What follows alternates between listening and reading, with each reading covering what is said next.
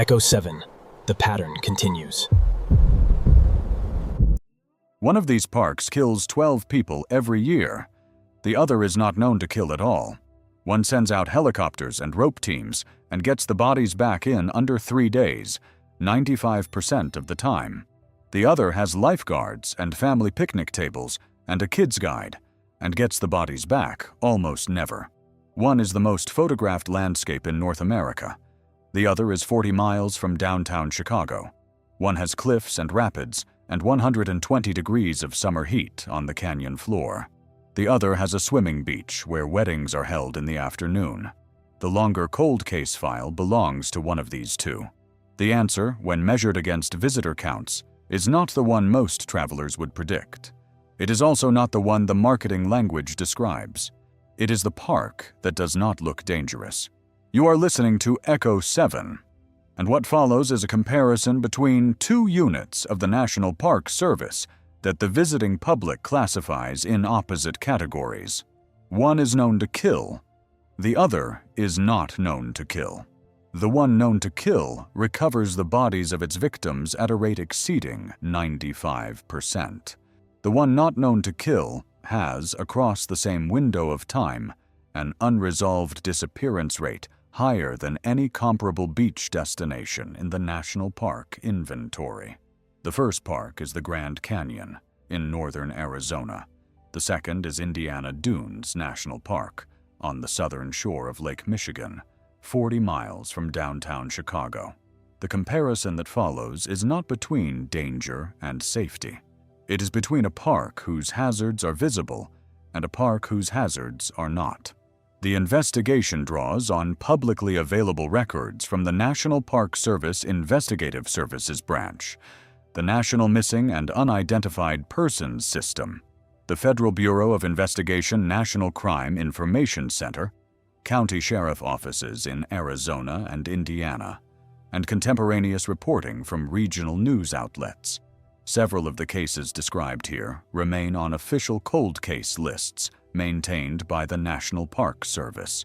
Where families have asked that specific identifying details be altered, that distinction is noted in the narration at the relevant point. The parks themselves, the documented dates, the recovered physical evidence, and the official agency responses have not been altered. The Grand Canyon kills, on average, 12 visitors every year. Falls, heat, the Colorado River, suicides, aircraft accidents. When a visitor dies inside the Grand Canyon, the National Park Service recovers the body on average in under 72 hours. The recovery rate for the period between 2007 and 2023 across 134 documented visitor fatalities exceeds 95%. That is the documented number. Bodies come out. Families get closure. Death certificates get signed. 2,000 miles northeast of the canyon, on the flat southern shore of Lake Michigan, another National Park Service unit markets itself as one of the most accessible family destinations in the system. No cliffs, no grizzlies, no altitude, no avalanche terrain, no whitewater. The park hosts weddings on its main swimming beach. Its official visitor center publishes a kids guide that lists family restaurants and shoreline walking trails. The park describes itself as, in the literal language of its tourism partner's website, relaxation and inspiration and fun. Its name is Indiana Dunes National Park.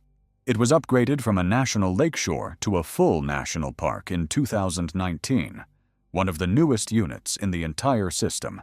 It receives, on average, 2.7 million visitors a year.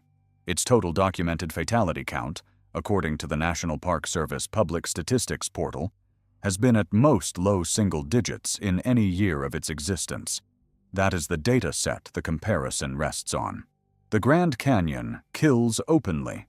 Indiana Dunes does not appear, in the official aggregate fatality data, to be unusual at all. And yet, the unresolved disappearance file at Indiana Dunes, when read alongside the resolved fatality file at the Grand Canyon, produces an asymmetry that the official statistics do not explain. The remainder of this investigation documents that asymmetry through 10 cases. 6 of them are matters of public record, drawn directly from National Park Service Investigative Services Branch cold case files and from federal missing persons databases. 4 of them are cases I have been able to confirm through state and county records, but for which surviving families have requested that names and certain identifying details be altered before the cases are discussed in any public format. Where that alteration has occurred, the narration says so explicitly. The locations, the dates, the recovered evidence, and the official agency responses are unaltered in every case described. After each case, I will pause briefly to walk through the procedural and educational context the case raises. This is content the National Park Service itself publishes for visitors. How searches are conducted, what records families are entitled to request, what the federal databases capture and what they miss, how the Investigative Services Branch decides which cases enter the cold case list. The educational sections are short. They are factual. They are sourced from material the agencies themselves have made publicly available. The purpose of including them is to give viewers practical knowledge they can use, either as visitors planning a trip to a national park or as family members of someone who has been reported missing from one. This investigation is, by intent, both a documentary record and an educational resource. A note on what this video does not do. It does not allege criminal conduct against any individual, organization, or government agency not already named in publicly filed cases or official statements. It does not speculate about causes outside the documented physical record. It does not draw conclusions about whether the asymmetry between the two parks reflects a single cause or a combination of independent factors. The asymmetry is the observation. The cases are the data. The reader, after the data has been presented, is left to interpret it. The first 3 cases come from the park, whose hazards are visible. The Grand Canyon does not hide its risks. The water is fast. The drops are vertical. The heat in summer reaches 120 degrees Fahrenheit on the canyon floor. And yet, across thousands of recorded fatalities and rescues, the National Park Service Investigative Services Branch maintains an active cold case list of visitors whose remains have never been recovered. The cases that follow are drawn from that list in the agency's own words, with the additional context that public reporting and family statements have made available. A small overnight bag on the floor of a hotel room, a wallet on the dresser, car keys beside the wallet, a phone switched off on the bedside table. The bed was made. The car was in the lodge parking lot. The man who had checked into the room the previous afternoon was not in the room when his mother arrived after dark, after a 4-hour drive from her home outside Phoenix. He was not in the lobby. He was not on the patio. He was not on the rim trail outside the lodge. He had texted her at approximately 10 in the morning that he was thinking about going for a walk. After that text, the cellular network captured nothing further from the device. The walk has never been completed. The Bright Angel Lodge sits about 30 yards back from the canyon edge on the south rim of the Grand Canyon. It is one of the oldest structures in the park. The architect Mary Coulter designed it in 1935 for the Fred Harvey Company, and the lodge has operated continuously since. It is among the most recognizable buildings in the United States National Park system. The lobby is a stone hearth, a wooden registration desk, framed photographs of the canyon at sunrise, and a constant flow of visitors moving toward the rim trail outside. Children play in the lobby in the afternoon. Couples photograph each other from the patio. School groups in matching shirts gather on the front steps before guided walks. It is, by every measure of public familiarity, the most public location inside one of the most public parks in the country. Drake Kramer was 21 years old. He had been raised in a small town outside Phoenix. He had completed 2 years of community college and was, in the months before his trip, considering whether to enroll in a 4-year program for the following fall. He had told his mother that he wanted to spend a few days alone in the canyon, to think. He had, per his mother's subsequent description in a regional news interview, been quiet, but not in any state his family considered alarming. He had no documented psychiatric history. He had never expressed an intention to harm himself. His mother had given him the same kind of permission she had given him for road trips throughout his teenage years. She had asked him to text her each evening. He had agreed. Drake drove from his mother's house on the morning of the 30th of January in 2015. He arrived at Grand Canyon Village on the South Rim by mid-afternoon. He checked into the Bright Angel Lodge. He texted his mother that evening. He told her the canyon was beautiful. He sent her a photograph from the patio looking out across the rim toward the North Rim. He told her he loved her. The next morning, on the 31st of January, he sent her another short text. He said he was thinking about going for a walk. After that, his phone went dark. The cellular network records the family later subpoenaed showed no further activity on the device after roughly 10 in the morning. Drake's mother became concerned by the early afternoon of the 31st. She called the Bright Angel Lodge directly. The desk staff confirmed that he was registered and that the room had not been checked out. She drove from her home outside Phoenix to the canyon that evening, a journey of close to 4 hours. She arrived after dark and was led into the room by the lodge staff. The room contained everything she expected to find. A son who had stepped out for a walk would have left behind. None of it had been touched. The mother contacted the National Park Service Ranger Station at the lodge that night. Rangers initiated a search by the morning of the 1st of February. The official National Park Service Cold Case Bulletin, posted on the agency's Investigative Services Branch website, lists Drake's last confirmed location as the area of the Bright Angel Lodge on the morning of the 31st of January in 2015. The bulletin notes that the family had received text messages from Drake before his disappearance that the agency, in its public language, has characterized as suggesting he may have been suicidal. The bulletin also notes that despite an active search by ground teams, helicopter reconnaissance, and trail dog units, Drake was not located. The case has been transitioned, in the agency's own terminology, to continuous and limited mode, meaning that active search operations have been suspended, but that any new tip is reviewed, and any potential remains found in the search radius are evaluated against the case file. The case has been open for 11 years. Drake would now be approximately 32 years old. His mother has continued to visit the South Rim each year on the anniversary of his disappearance. She has, per a regional news profile from the 7-year anniversary, kept her son's bedroom in her home unchanged. She has not declared him deceased. The Federal Bureau of Investigation has the file in its national database. The National Park Service has the file on its Public Investigative Services Branch Cold Case page. No remains attributable to Drake have been recovered from the canyon, from the river, or from any subsequent location.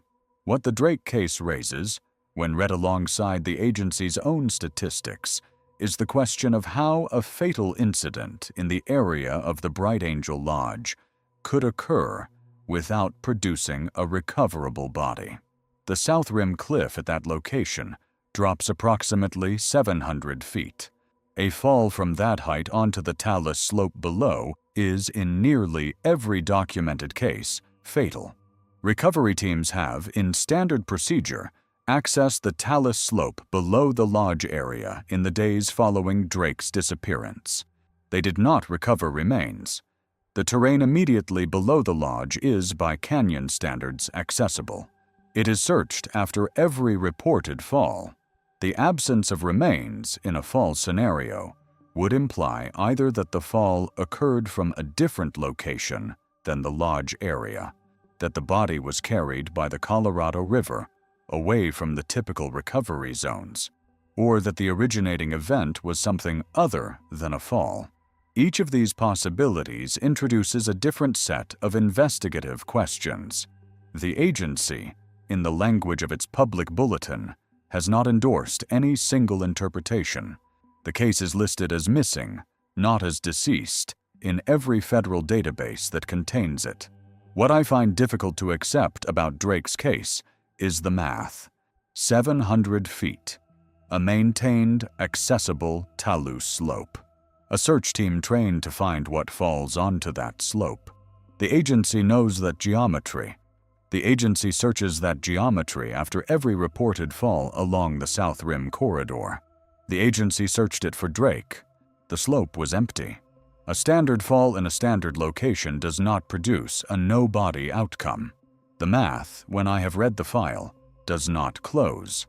Whatever happened to Drake on the morning of the 31st of January in 2015, the canyon did not catch him in the place the canyon catches its dead. The procedure the National Park Service follows when a visitor is reported missing is publicly documented and worth understanding for any traveler who plans to spend time in a federal park. The first step is the categorization of the missing person report by the receiving ranger station. The agency uses a system that places reports into one of several initial categories based on the time elapsed, the demographic profile of the missing person, the weather conditions, the terrain involved, and any specific risk factors documented in the report. A visitor who has been missing for less than 12 hours in good weather on a maintained trail, and who has communicated a planned route, is typically placed in a lower urgency category. A visitor whose last contact included indicators of distress, who has been missing in extreme weather, or whose route is unknown, is placed in a higher urgency category that triggers immediate ground search. The search itself proceeds in defined phases. The first phase is the hasty search, which involves rangers and trained volunteers walking the most likely routes within the first 6 to 12 hours. The hasty search resolves the majority of cases. The second phase, if the hasty search does not produce the missing person, expands to include grid search of secondary areas, helicopter aerial reconnaissance, and the deployment of canine units trained for either tracking or human remains detection. The third phase, if the second phase has not resolved the case within 72 hours, transitions the case to a limited continuous mode. At this stage, active personnel deployment ends, but the case remains open in the agency's records, and any new information triggers a renewed search. What the procedural sequence implies for families is that the first 72 hours are the period during which the largest investment of agency resources will be deployed. After that window, the volume of resources drops sharply. A family whose relative has been missing for more than 3 days is, in most cases, dealing with a case that has already entered limited continuous mode. The rights of that family at that stage are different from the rights they had during the active phase. Families are entitled to request the case file, the search log, the deployment records, the radio communications transcripts, and any photographs taken during the search. They are entitled to request copies under federal law. The procedure for filing such a request varies by agency office, and most park public affairs staff can provide the relevant form on request. The agency also maintains a public cold case bulletin for cases that have been transitioned to continuous mode. The bulletins include a photograph of the missing person, a description of the last known location, and a tip line for the public to submit information. Tips are reviewed by the Investigative Services Branch, which is the federal investigative unit within the agency. New tips can, and occasionally do, reactivate dormant cases. The cold case page on the agency's website is updated as new information enters the file or as cases are resolved. Families of missing persons are encouraged by the agency itself to remain in periodic contact with the assigned investigator, who in most cases changes over the years as personnel transition through the office. A white Toyota Camry, a wallet inside the glove compartment, a phone on the passenger seat, an identification card in the wallet, registration matching the vehicle. The driver who had parked the car at the easternmost overlook on the South Rim Drive on a Sunday in September had told no member of his family that he was traveling to the canyon. He had no documented vacation itinerary. He had no business reason to be at the rim. He was 45 years old, and the photograph that established his presence at the location was taken by accident, by another visitor who would not realize until reviewing her own trip photographs the following week that the white car in the background of one of her frames was the only public record of where Jong Yan had stopped before he disappeared. Moran Point sits 12 miles east of the Grand Canyon Village, along the South Rim Drive that connects the central tourist area to the Desert View Watchtower at the easternmost limit of the South Rim. The point is named for the painter Thomas Moran, whose 19th century canvases of the canyon helped persuade the United States Congress to set the area aside as a federal preserve.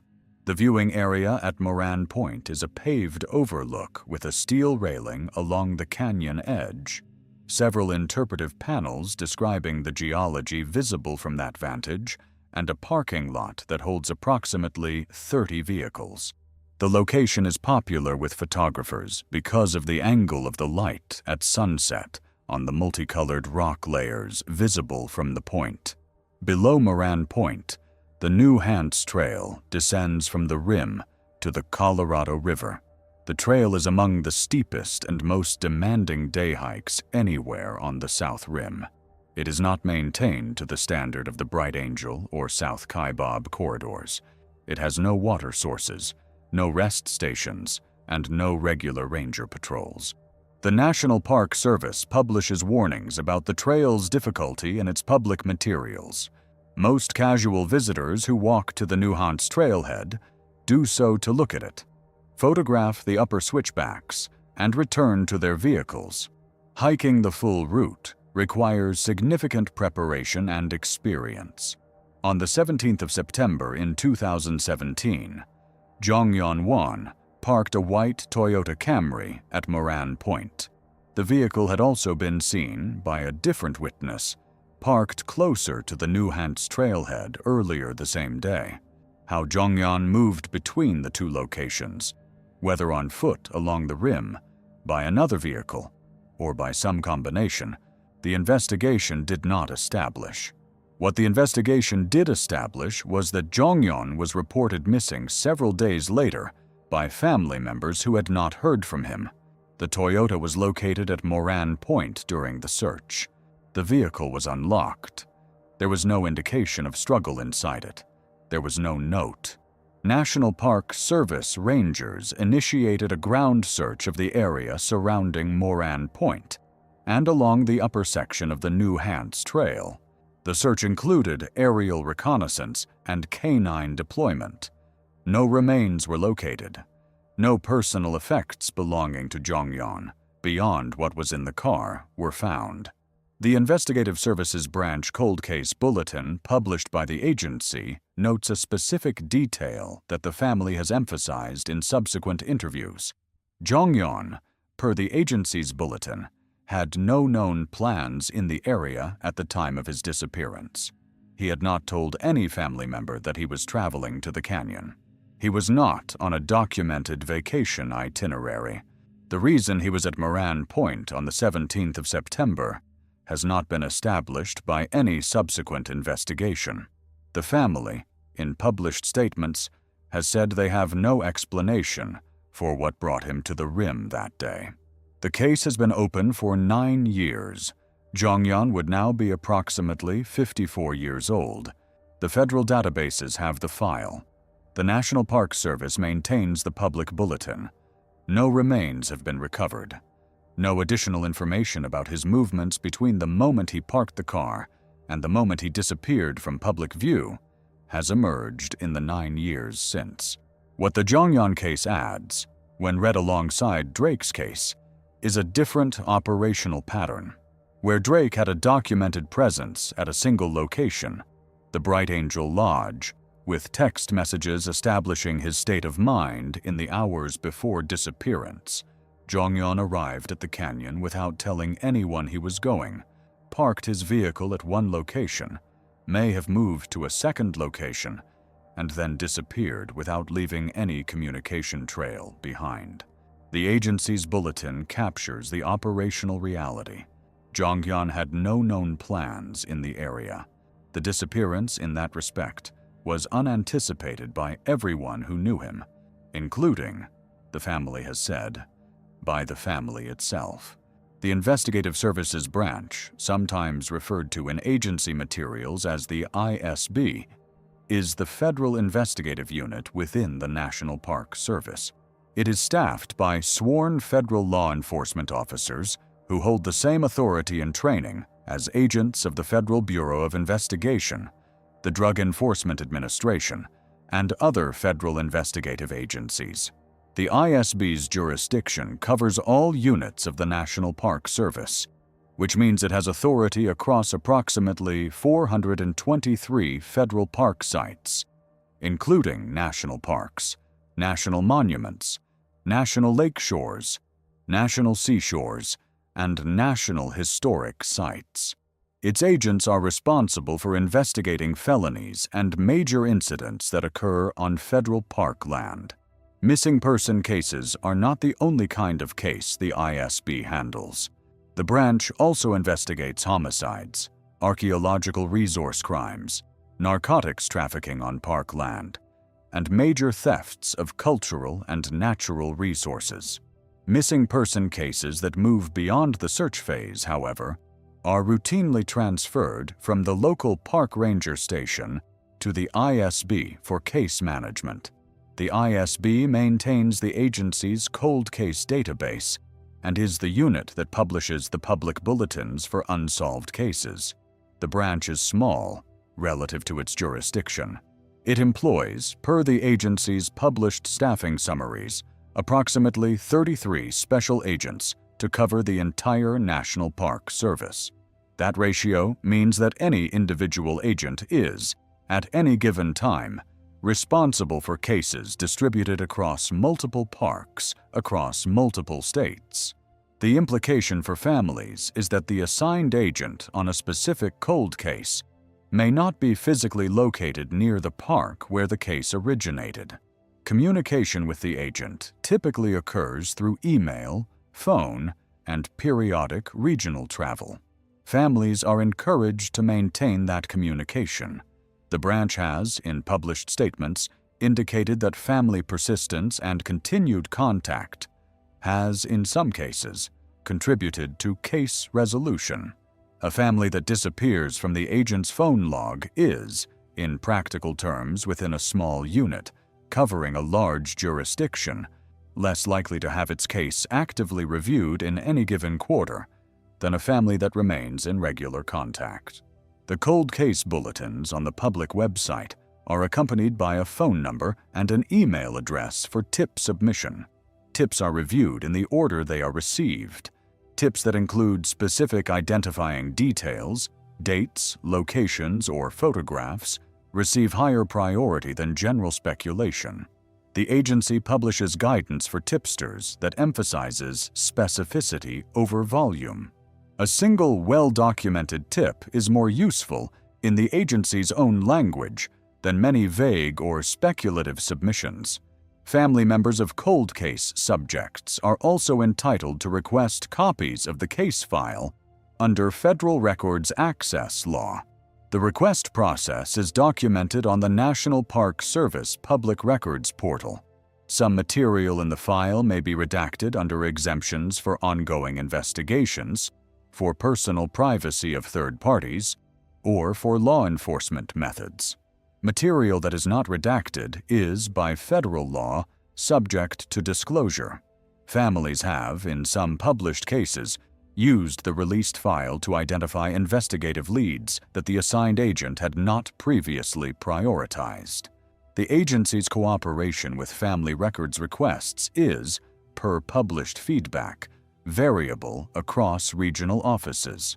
Some offices respond promptly. Others have been the subject of complaints filed with the agency's Inspector General. Families pursuing records requests are advised to keep written documentation of every communication. 2,000 miles, 5 weeks of silence. A vehicle parked in one of the most surveilled parking lots in the federal park system, with no record of who drove it there. The driver was 23 years old. He had last been seen by his family on a Thursday in March, in a small town on the Florida Panhandle. The next confirmed sighting of his vehicle, on the 5th of May, was in northern Arizona, 2,000 miles from where his family had last seen him.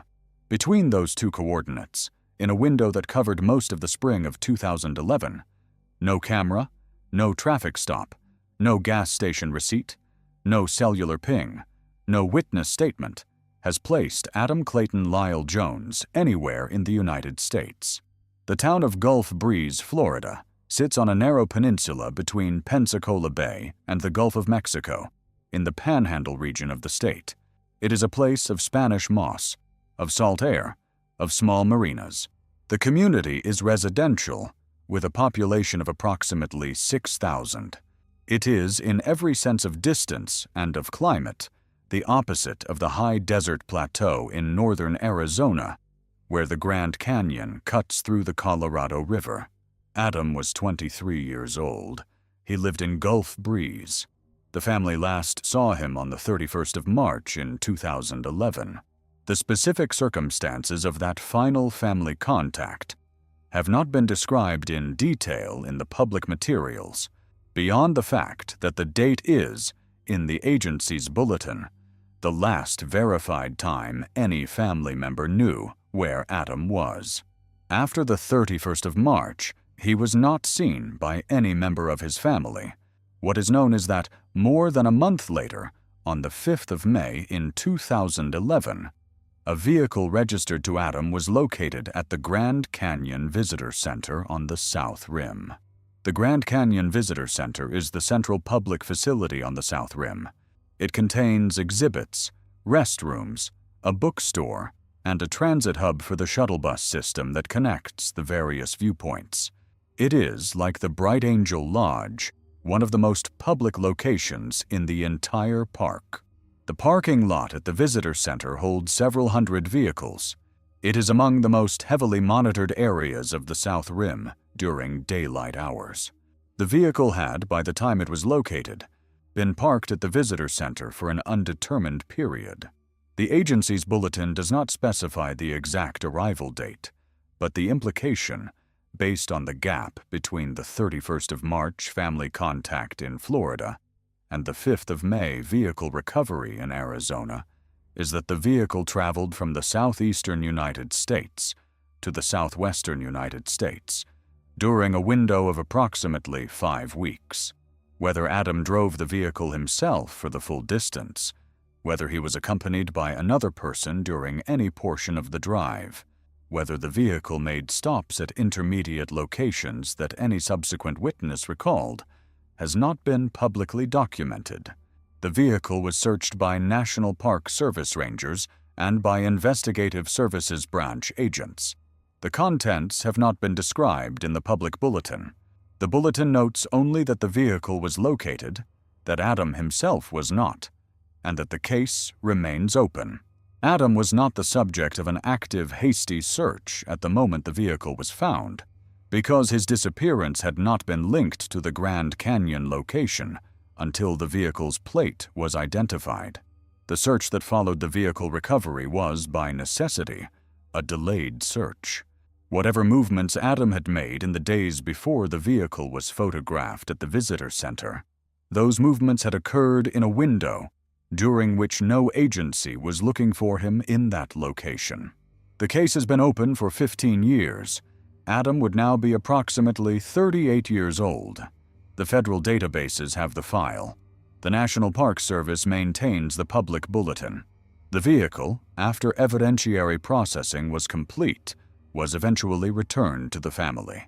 No remains have been recovered. The case raises a structural question that the agency's bulletin does not directly address, but that is implied by the timeline. A person can travel across the entire continent, can park their vehicle in one of the most public parking lots in the National Park Service, and can disappear from that vehicle without any subsequent witness, without any trail camera, without any traffic camera, without any gas station purchase, without any cell phone activity captured by the carrier, having recorded their movement in any direction during the window in which the disappearance occurred. The gap between the family contact in Florida and the vehicle recovery in Arizona, of approximately 5 weeks, is a window during which the operational record of Adam's existence appears to have been almost entirely absent. He left Gulf Breeze. He arrived at the South Rim. He disappeared. The intervening movement is in the public file, a void. What I notice about Adam's file, more than anything else, is the silence of the cellular record. A young man drives across the continent in 2011. He uses gas stations. He passes through cellular towers. He goes to bed at night somewhere. By 2011, the carrier infrastructure was already capable of recording every tower his phone touched, every transaction his card cleared. The investigation found none of that. Either Adam was deliberately moving in a way that left no electronic trace, which would imply a planning effort the family has said is uncharacteristic of him, or his phone and his cards stopped functioning sometime shortly after he left Florida. The family does not know which. The agency's bulletin does not say. The vehicle arrived. The driver did not. The federal infrastructure for tracking missing persons in the United States is more fragmented than most members of the public assume. There is no single unified federal database that contains all missing person cases. There are instead multiple overlapping systems, each with its own data entry rules, its own access protocols, and its own limitations.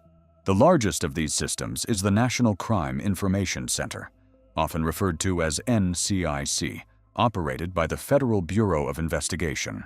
NCIC is primarily a law enforcement tool.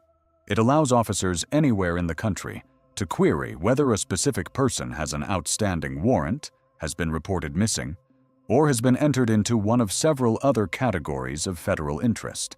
NCIC is updated by the law enforcement agency that originally takes the report. If a local sheriff's office files a missing person report, that office is responsible for entering the information into NCIC.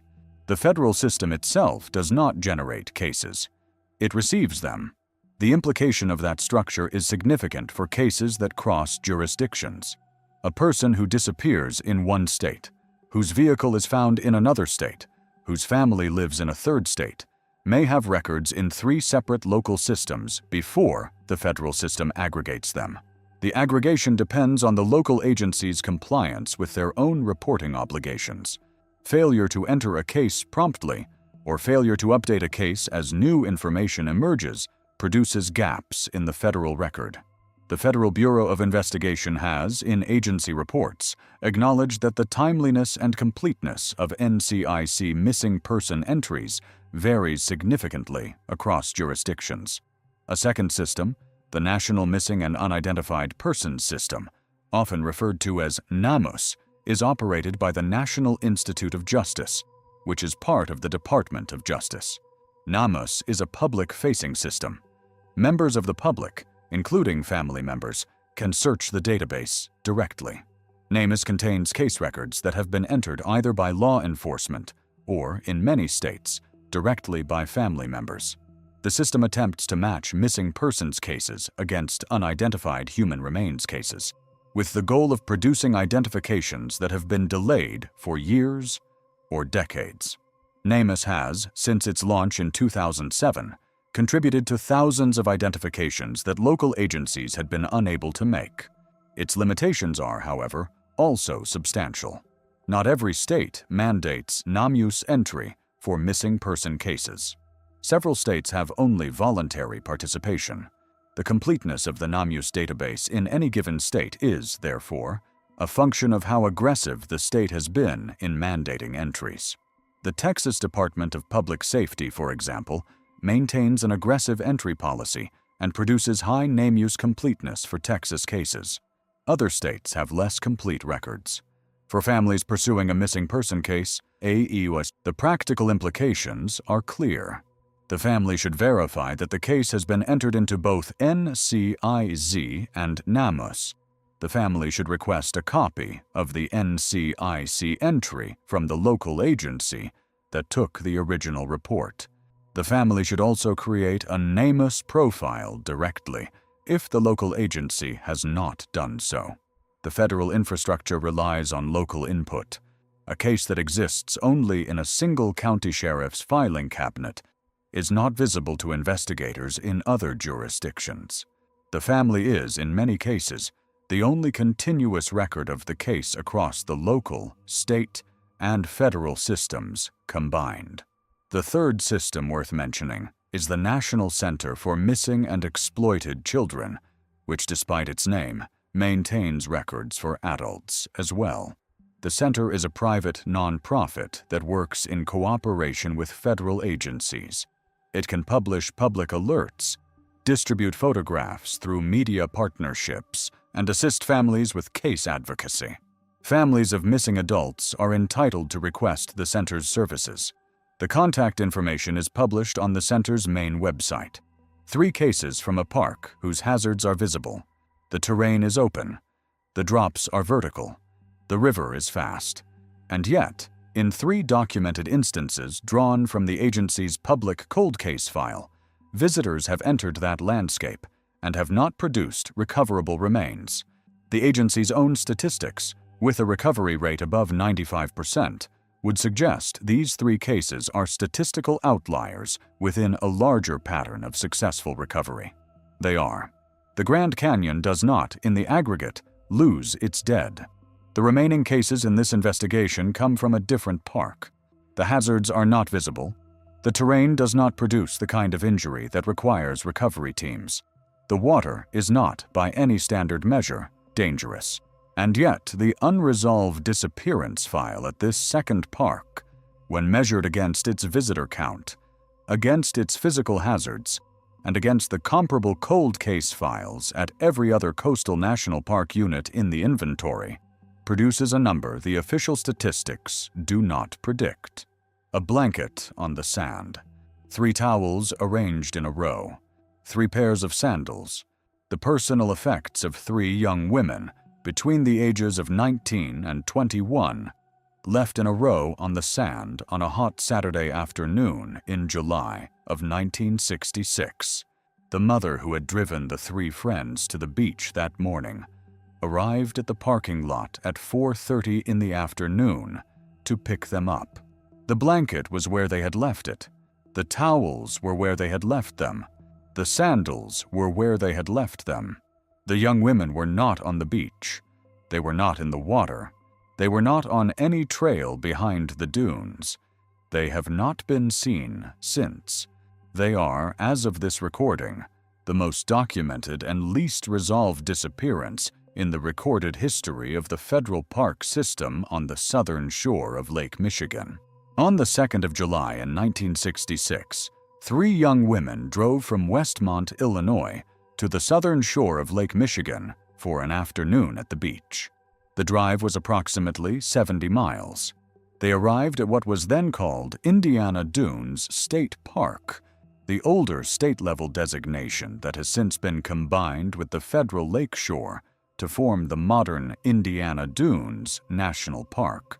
The park has, in 1966, and continuing through the present, a swimming beach, a bathhouse, a parking area, and several maintained trails through the dune system that rises behind the shoreline.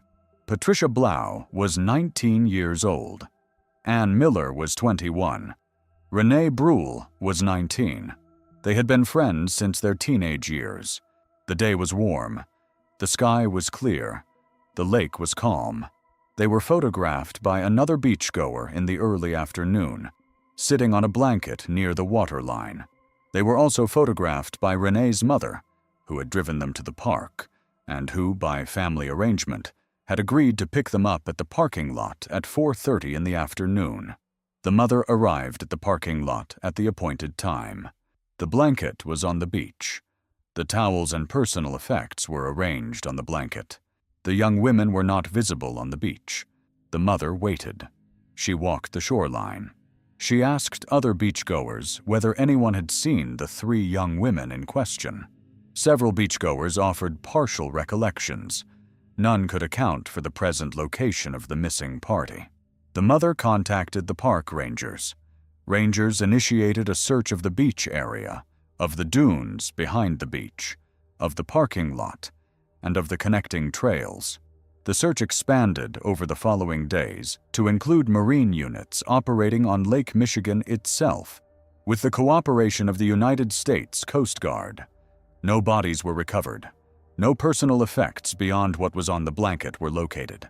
The water that day, per the contemporaneous reporting, was calm. There had been no storm. The lifeguards on duty had not reported a swimming distress incident. The witnesses on the beach who had seen the 3 women earlier had not seen them enter the water in any state of difficulty. A specific detail emerged in the days following the disappearance that has remained one of the central elements of the case. Several beachgoers reported having seen, in the late morning or early afternoon of the 2nd of July, a small white cabin cruiser anchored offshore, perhaps 100 yards out from the swimming beach. Witnesses gave varying descriptions of the boat. Some recalled it as having a striped canopy. Some recalled it as being approximately 20 to 25 feet in length. Some recalled seeing 2 men aboard. None of the witnesses could provide a registration number, a name on the hull, or any identifying detail that would allow the boat to be subsequently traced. The investigation conducted by Indiana State Police, by the United States Coast Guard, and by the Federal Bureau of Investigation produced no further information.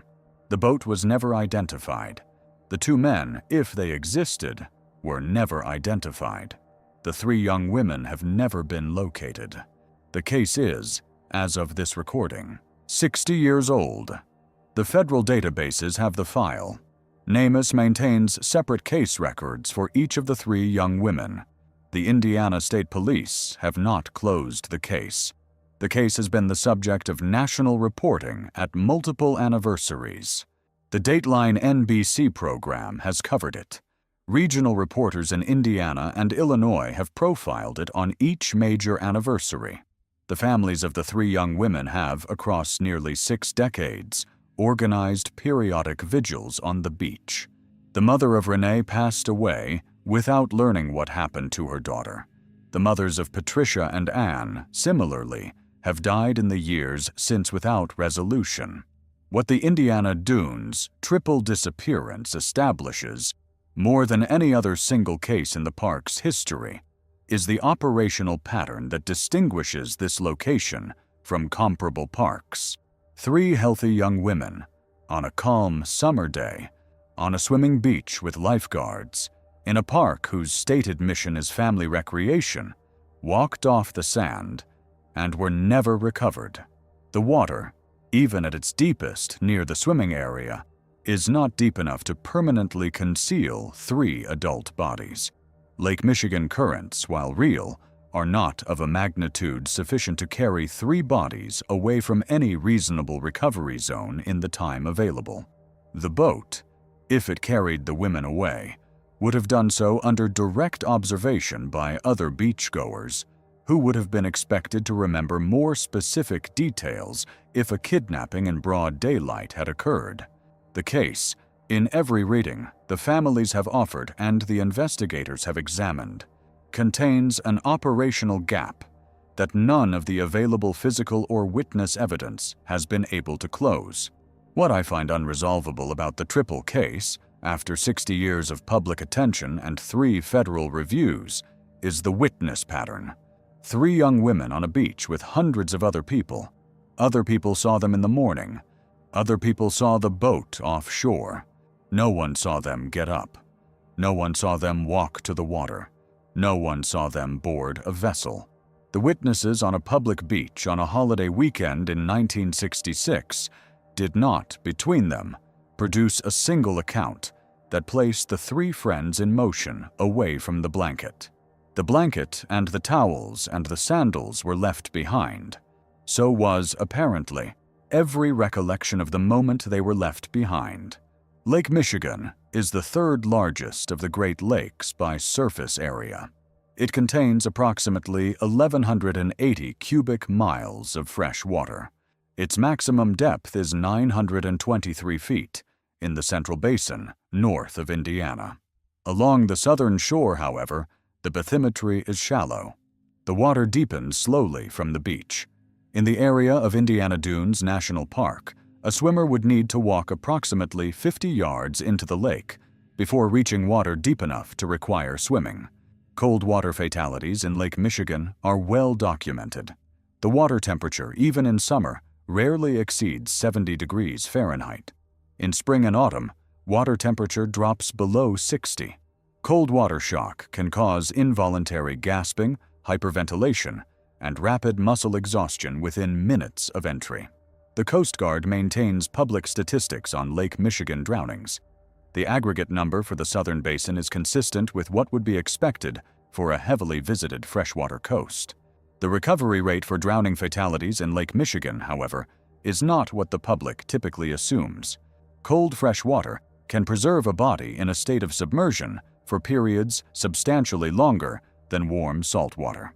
The body, once submerged, may not surface for weeks.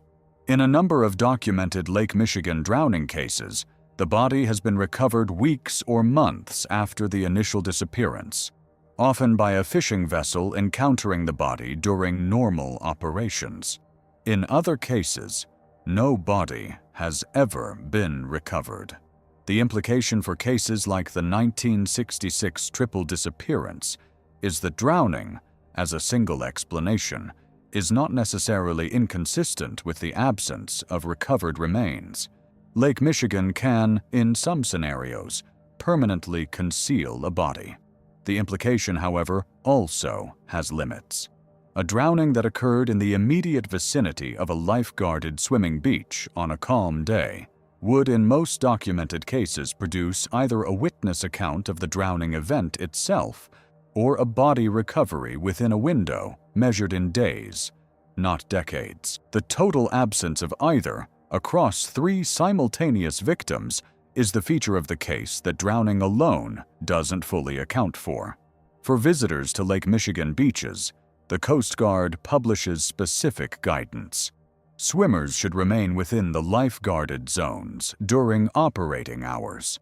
Swimmers should not enter the water alone and should not enter the water in cold weather without thermal protection.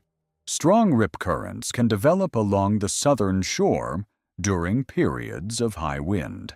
The current can pull a swimmer outward into deeper water within minutes. Swimmers caught in a rip current are advised to swim parallel to the shore until the current weakens, then return to the beach. The agency publishes annual safety reminders ahead of the summer recreation season. Mount Baldy is a moving sand dune. It rises approximately 126 feet above the surface of Lake Michigan, on the eastern end of what is now Indiana Dunes National Park. The dune is, geologically, what is called a live dune, meaning that the wind continuously moves the sand in a measurable annual displacement. Mount Baldy advances southward, away from the lake, at a rate of approximately 4 feet per year. The vegetation that would normally stabilize a coastal dune, in the form of beach grass and root systems, has been compromised at Mount Baldy by a combination of natural causes and historical recreational use. In 2013, 2 years before the case I will describe, a 6-year-old child fell into a sinkhole on the surface of Mount Baldy. The child was buried under approximately 10 feet of sand for nearly 4 hours before park rangers and emergency response teams could excavate him. He survived. The incident produced a federal scientific investigation into the structure of the dune. The investigation found that Mount Baldy contains a number of buried trees. originally living trees that the advancing dune has covered over, and that, over time, decay inside the sand and produce vertical voids running from the surface downward. A person walking on the surface of the dune can, without warning, step onto a thin sand crust that conceals a vertical void and can fall into that void. The dune was closed to public access in the immediate aftermath of the 2013 incident. Portions have since been reopened with restricted access protocols. On a day in April of 2015, a 47-year-old woman from Indianapolis named Roxanne Shaw was reported missing from the Indiana Dunes area. The National Park Service issued a public release seeking the assistance of the public in locating her. The release, which is preserved on the agency's official news page, identified Roxanne by name, included a photograph, and asked that anyone with information about her movements in the park area contact the agency. Local reporting at the time noted that Roxanne's van had been located in the vicinity of Mount Baldy. The vehicle, per the local accounts, was found unattended. The contents of the vehicle were not described in the public materials beyond the fact that the vehicle had been confirmed as belonging to Roxanne. Whether she had ascended the dune, whether she had walked along the lake shore, whether she had taken a route through the forested portion of the park immediately south of Mount Baldy, the public file does not specify. The agency conducted a search. The search included ground teams, aerial reconnaissance, and canine units. The search was complicated by the unique terrain of Mount Baldy itself, which is, by virtue of the buried tree void problem, an unusually difficult environment for a missing person search. Ground teams in such terrain must walk carefully to avoid stepping into voids of their own. Canine units have a more limited utility in dry sand environments, where scent does not propagate as effectively as it does on vegetated terrain. The search did not produce a confirmed location for Roxanne. Subsequent reporting has been variable in its account of the case's resolution. Some local sources have suggested that the case has been considered closed by local agencies under specific operational determinations that the public file has not fully documented. Other accounts have continued to treat the case as unresolved. The clearest official record is the original National Park Service release, which framed the case as an active search at the time of publication. What happened after the active search phase concluded has been less consistently documented in public materials. What the Roxanne case illustrates, regardless of the eventual administrative status, is the structural problem that Mount Baldy presents for any missing person investigation. The dune itself can conceal a person. The buried tree voids, identified after the 2013 child incident, are, by definition, hidden from surface inspection. A person who entered a void on Mount Baldy would not necessarily produce a recoverable surface presence. The dune keeps advancing. Sand keeps covering whatever surfaces are below it. The case, whatever its administrative resolution, sits within a terrain feature that the National Park Service itself has acknowledged as unusually capable of concealment. What I find most troubling about the Roxanne file is the variable record of the resolution itself. Some sources treat the case as administratively closed under specific operational determinations. Other sources treat it as ongoing. The agency has not, in any document I have been able to obtain, produced a single consolidated public statement of the case's current status. The family, per the contact I have had with them through advocacy networks, considers the case unresolved. The federal database treats it as unresolved. The local agency that handled the active search phase has not, on the public record, declared otherwise. A case that exists in two administrative states simultaneously is a case that is, in functional terms, no longer being investigated by anyone, while remaining technically open in the records. This is, I think, the worst possible state for any missing person file. It is also, in the Indiana Dunes case set, more common than the agency has publicly acknowledged. The Mount Baldy investigation, prompted by the 2013 child incident, produced a body of scientific literature that is publicly accessible and worth understanding for any visitor to a coastal dune environment. The principal finding was that the assumption of solid sand underfoot, which most visitors carry with them onto a dune surface, is not always correct. Buried tree voids are one source of subsurface instability. Other sources include pre-existing void structures associated with abandoned root systems, water flow channels in the dune base that wind erosion has gradually exposed from above, and historical excavations that have been covered over by subsequent dune migration. The agency, in its public materials following the 2013 investigation, advised visitors to coastal dune environments of several specific safety practices. Visitors should remain on designated trails wherever such trails are marked. Visitors should not climb dunes that have been closed by the agency, even where the closure perimeter isn't physically barriered. Visitors should report to a ranger any observed surface depression, especially circular depressions roughly the diameter of a buried tree, which can indicate an underlying void. The agency also advised that the dune environment changes seasonally and across years. A trail that was safe last summer may be unsafe this summer if the dune has advanced, or if subsurface instability has developed. Trail conditions are, in the agency's recommended practice, to be checked at the visitor center before any extended dune walk. For families of visitors who have been reported missing in dune environments, the operational implications of the terrain are significant. The standard search protocols designed for vegetated terrain or for trail-based environments are not fully applicable to live dune surfaces. Specialized ground-penetrating equipment is sometimes required. The Indiana Dunes National Park has, since the 2013 child incident, deployed such equipment in cases where the family or the agency considers it warranted. The deployment is not automatic. Families pursuing such a deployment should request it explicitly during the search phase and should document the request in writing.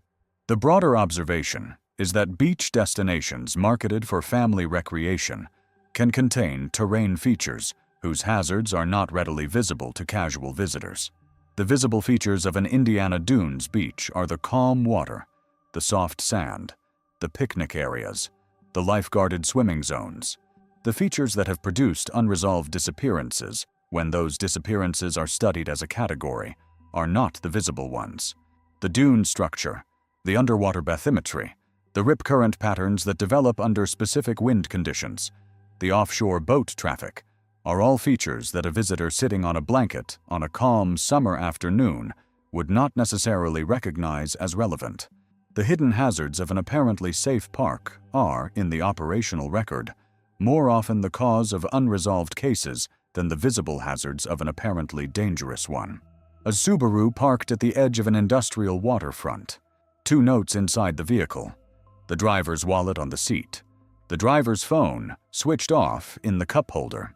The waterfront beyond the parking lot looks across at the steel mills of Burns Harbor on one side and a coal-fired power generation facility on the other, with a narrow recreational beach wedged between the industrial frontage and the shipping channel that connects the harbor to the open lake.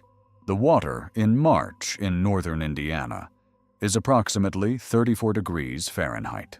A person entering it without thermal protection has, by Coast Guard estimate, less than 15 minutes of usable consciousness before the cold begins to incapacitate the swimmer.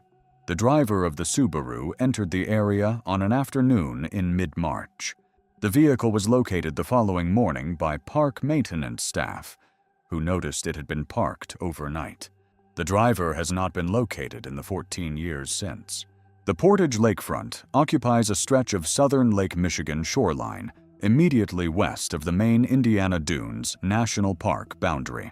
The area has historically functioned as both a recreational beach and a corridor for industrial use, with steel mills, a power generation facility, and a port operation all sharing the same general waterfront geography. The Indiana Dunes Park boundary includes a portion of this corridor, sometimes called the Portage Lakefront Unit, which has been added to the federal park inventory at various points since the original park was established. The location is, in operational terms, one of the most environmentally complex shorelines in the southern Great Lakes Basin. The combination of recreational and industrial use means that any incident occurring there falls under overlapping jurisdictions, including the National Park Service, the United States Coast Guard, the Indiana State Environmental Agency, the Burns Harbor Port Authority, and the local sheriff's office.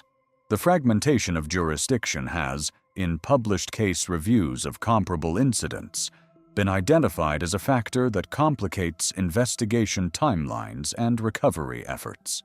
Michael Stephen Bickl was a resident of Indianapolis. He was, per the local reporting that documented his disappearance, in his early 40s at the time of the case. He had no documented prior connection to the Portage lakefront area. He had not visited it on any documented previous occasion. He had not, per the family's subsequent statements to local reporters, ever expressed an interest in the southern Lake Michigan shoreline. In March of 2012, Michael drove from Indianapolis to the Portage area. The drive was approximately 170 miles on a route that follows Interstate Highway most of the way, exiting near the Lake Michigan shoreline. The drive would have taken approximately 3 hours under normal traffic conditions. Whether Michael drove directly from his home to the lakefront, whether he made any stops along the route, whether his cellular phone produced any pings during the drive, the public record has not specified. The maintenance worker contacted the local police.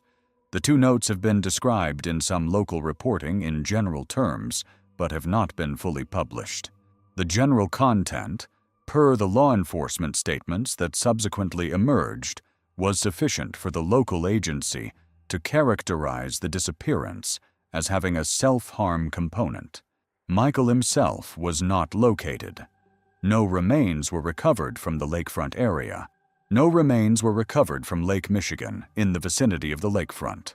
No remains were recovered, despite repeated searches over the following months and the cooperation of Coast Guard Marine units conducting routine training operations in the same waters. The water at Burns Waterway, the channel that connects the Portage area to the open lake, has a particular hydrological feature that complicates recovery operations. The channel was originally engineered as part of the construction of the Burns Harbor Port facility in the 1960s. The dredging that maintains the channel produces a depth of approximately 27 feet in the central navigation lane, with a steep drop-off at the channel walls. A body entering the water at the recreational beach, if carried by current into the channel, can be transported into the deeper navigation areas of the harbor, where the water is industrially active and where recovery sweeps are difficult to coordinate around shipping traffic. The Coast Guard has, in published case reviews, acknowledged that the Burns Harbor Channel is among the more challenging recovery environments on the Great Lakes for cases of this type. The case was reported in regional outlets.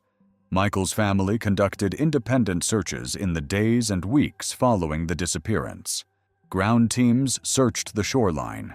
Marine units, with the cooperation of Indiana state agencies, searched the lake adjacent to the lakefront. The searches did not produce a body. The case is, as of this recording, 14 years old. The federal database entry under Michael's name has been updated periodically as new technologies have become available.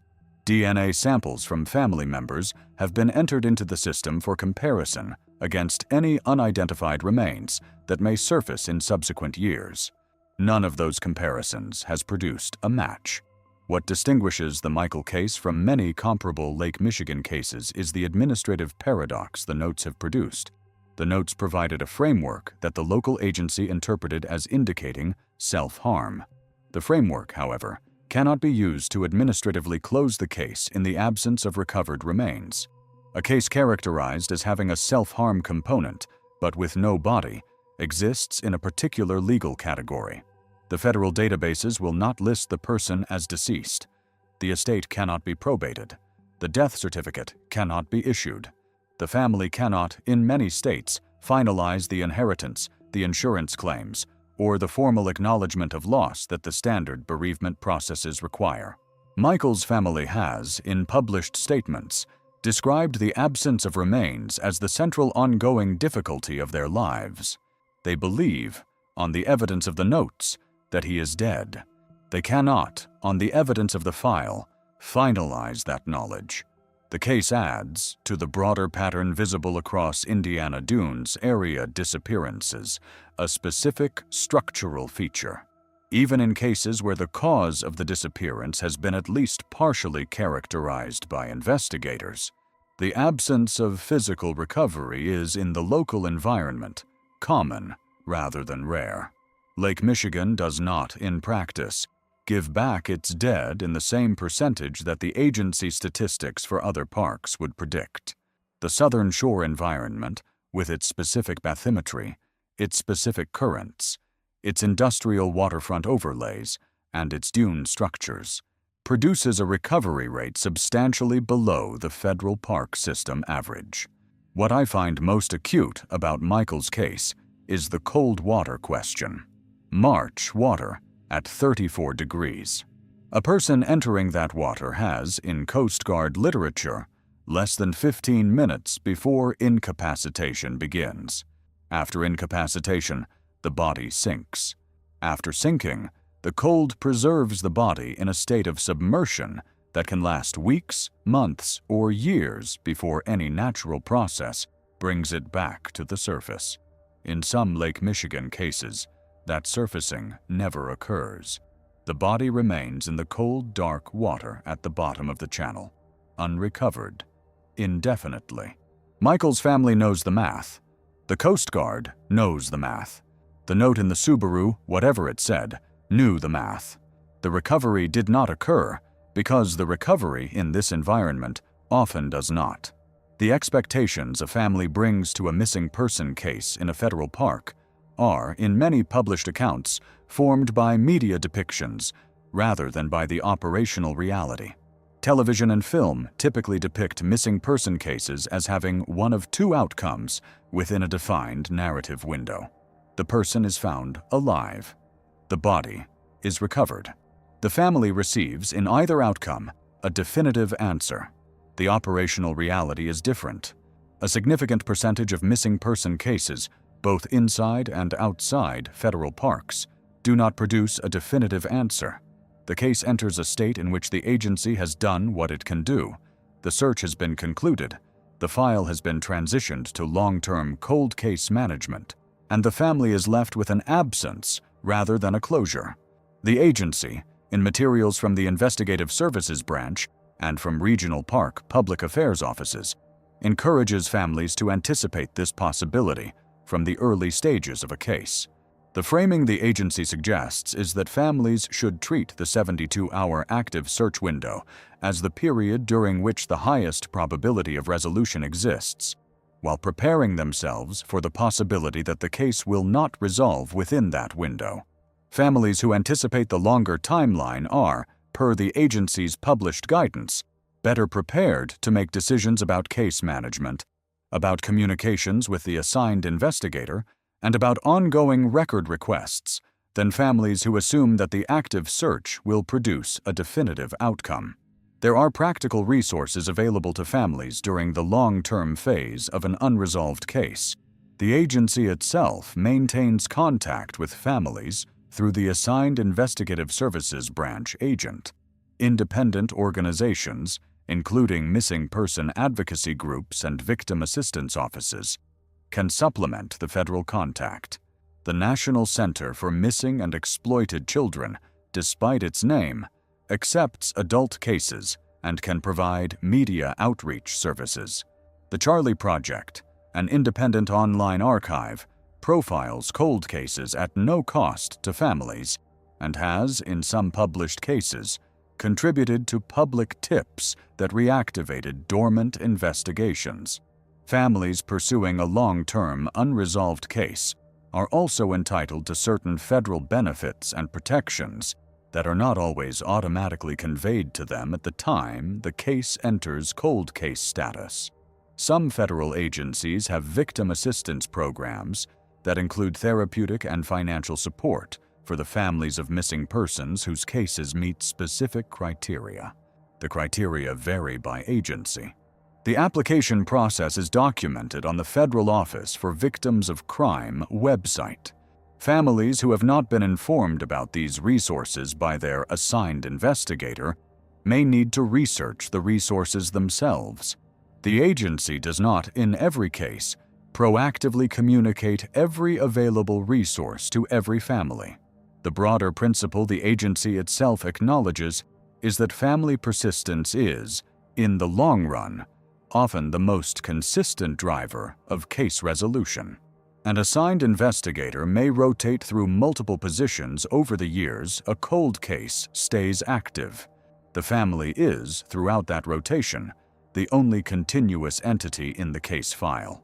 The records the family maintains, the photographs the family preserves, the witnesses the family interviews independently, the public outreach the family conducts, are, across the long timeline of a cold case, often more consistent than the agency's own engagement with the file. The remaining 4 cases I will describe come from the same southern Lake Michigan corridor, with the same general operational features as the cases already discussed. I have been able to verify the cases through state and county records, through contemporaneous local reporting at the time of each disappearance, and through direct contact with surviving family members. The families have, in each of the 4 cases, requested that names and certain identifying details be altered before the cases are presented in any public format. The families have given written authorization for the cases themselves to be discussed. The reasons for the requested alterations are, in the 4 files, similar. In 2 cases, the family wishes to protect medical or legal information about other family members not directly involved in the case. In 1 case, the family is concerned about ongoing harassment from speculation that has previously circulated online. In 1 case, the family wishes to protect the privacy of a minor child who was not present at the time of the disappearance, but whose existence has, in subsequent informal coverage, been used as a point of public commentary the family considers inappropriate. What I have altered, with the family's written approval in each case, is the name of the missing person, the names of any direct family members mentioned in the narration, and in 2 cases the specific calendar date of the disappearance, where that date, in combination with the original name, would allow rapid public identification. What I have not altered is the park location, the general season, the documented physical evidence, the recovered or unrecovered status of the case, and the official agency response. Where a case has been formally entered into a state or federal database, that entry is noted in the narration, with the database file under the original name accessible to anyone with reason to verify it. The investigation has, in every case, been conducted on the basis of the original case files. Only the public presentation has been adjusted to honor the family's specific requests. The woman, whose family has asked that we identify her here as Margaret, was 53 years old in August of 2008. She lived in a residential neighborhood in the Chicago metropolitan area, approximately 40 miles from the southern shore of Lake Michigan. She had, per her family's account, been a regular visitor to the park for most of her adult life. She had photographed the dunes in every season. She had hiked the long ridge trails behind the swimming beaches. She knew the park, in the family's description, the way a person knows their own backyard. On a Saturday morning in mid-August, Margaret drove from her home to the park. She told her husband she expected to be back by mid-afternoon. She had photographed a particular flowering plant in previous summers and wanted to confirm whether the plant had returned that year. She brought her camera, a small day pack with water and snacks, and a printed map of the park trails on which she had marked her intended route. The map was later recovered in her vehicle. The marked route covered approximately 3 miles of established trail, including a short ridge ascent and a return loop along the Lake Michigan shoreline. Margaret did not return by mid-afternoon. The husband, knowing his wife's reliable schedule, drove to the park by early evening. He located her vehicle in the trailhead parking lot. The vehicle was locked. The map was on the passenger seat. The car keys were in a small magnetic case under the rear bumper, which was the family's habitual spot for spare keys when one of them was hiking and the other might need to retrieve the vehicle. The magnetic case, when the husband checked it, was open, and the keys were inside it. Margaret had used the magnetic case to leave the keys for the husband, anticipating that he might need to retrieve the vehicle. The husband contacted the park ranger station that evening. Rangers initiated a search by the following morning. The search included the marked route on Margaret's map, the connecting trails, the shoreline beach areas, and the parking lots. The search expanded over the following week to include canine units, helicopter aerial reconnaissance, and Coast Guard Marine units operating offshore. No indication of Margaret was found. No personal effects beyond what was in the vehicle were located. The route she had marked on the map ran through terrain that the agency searched intensively. The search teams reported no anomalies, no signs of injury, no footprints leading off the established trails into a direction the search did not cover. The case, in its administrative status, has remained open at the local level. The federal database entry, under Margaret's actual legal name, is current. Her husband has, in the years since the disappearance, returned to the park on the anniversary of her trip every August. He has continued, per the family's written statement provided in connection with this presentation, to retrieve the magnetic case from under the rear bumper of his vehicle each time, and to find it empty. What the case raises, when read against the operational record of similar Indiana Dunes disappearances, is the question of how a person who knew the terrain better than most rangers could enter the marked route at the trailhead, follow the marked route across approximately 3 miles of well-established trail, and not produce any subsequent recoverable trace.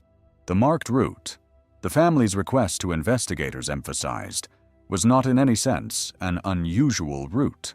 It was a route Margaret had walked many times. The conditions that day, per the contemporaneous weather records, were clear and warm with light wind. There had been no storm. There had been no flash flood. There had been no fire. The trail was, throughout its length, within range of cellular signal. Margaret's phone, which she had taken with her, has never produced a final ping that the carrier records have captured. The case of a regular visitor disappearing on a familiar trail introduces a set of considerations that the agency has, in safety materials, addressed directly.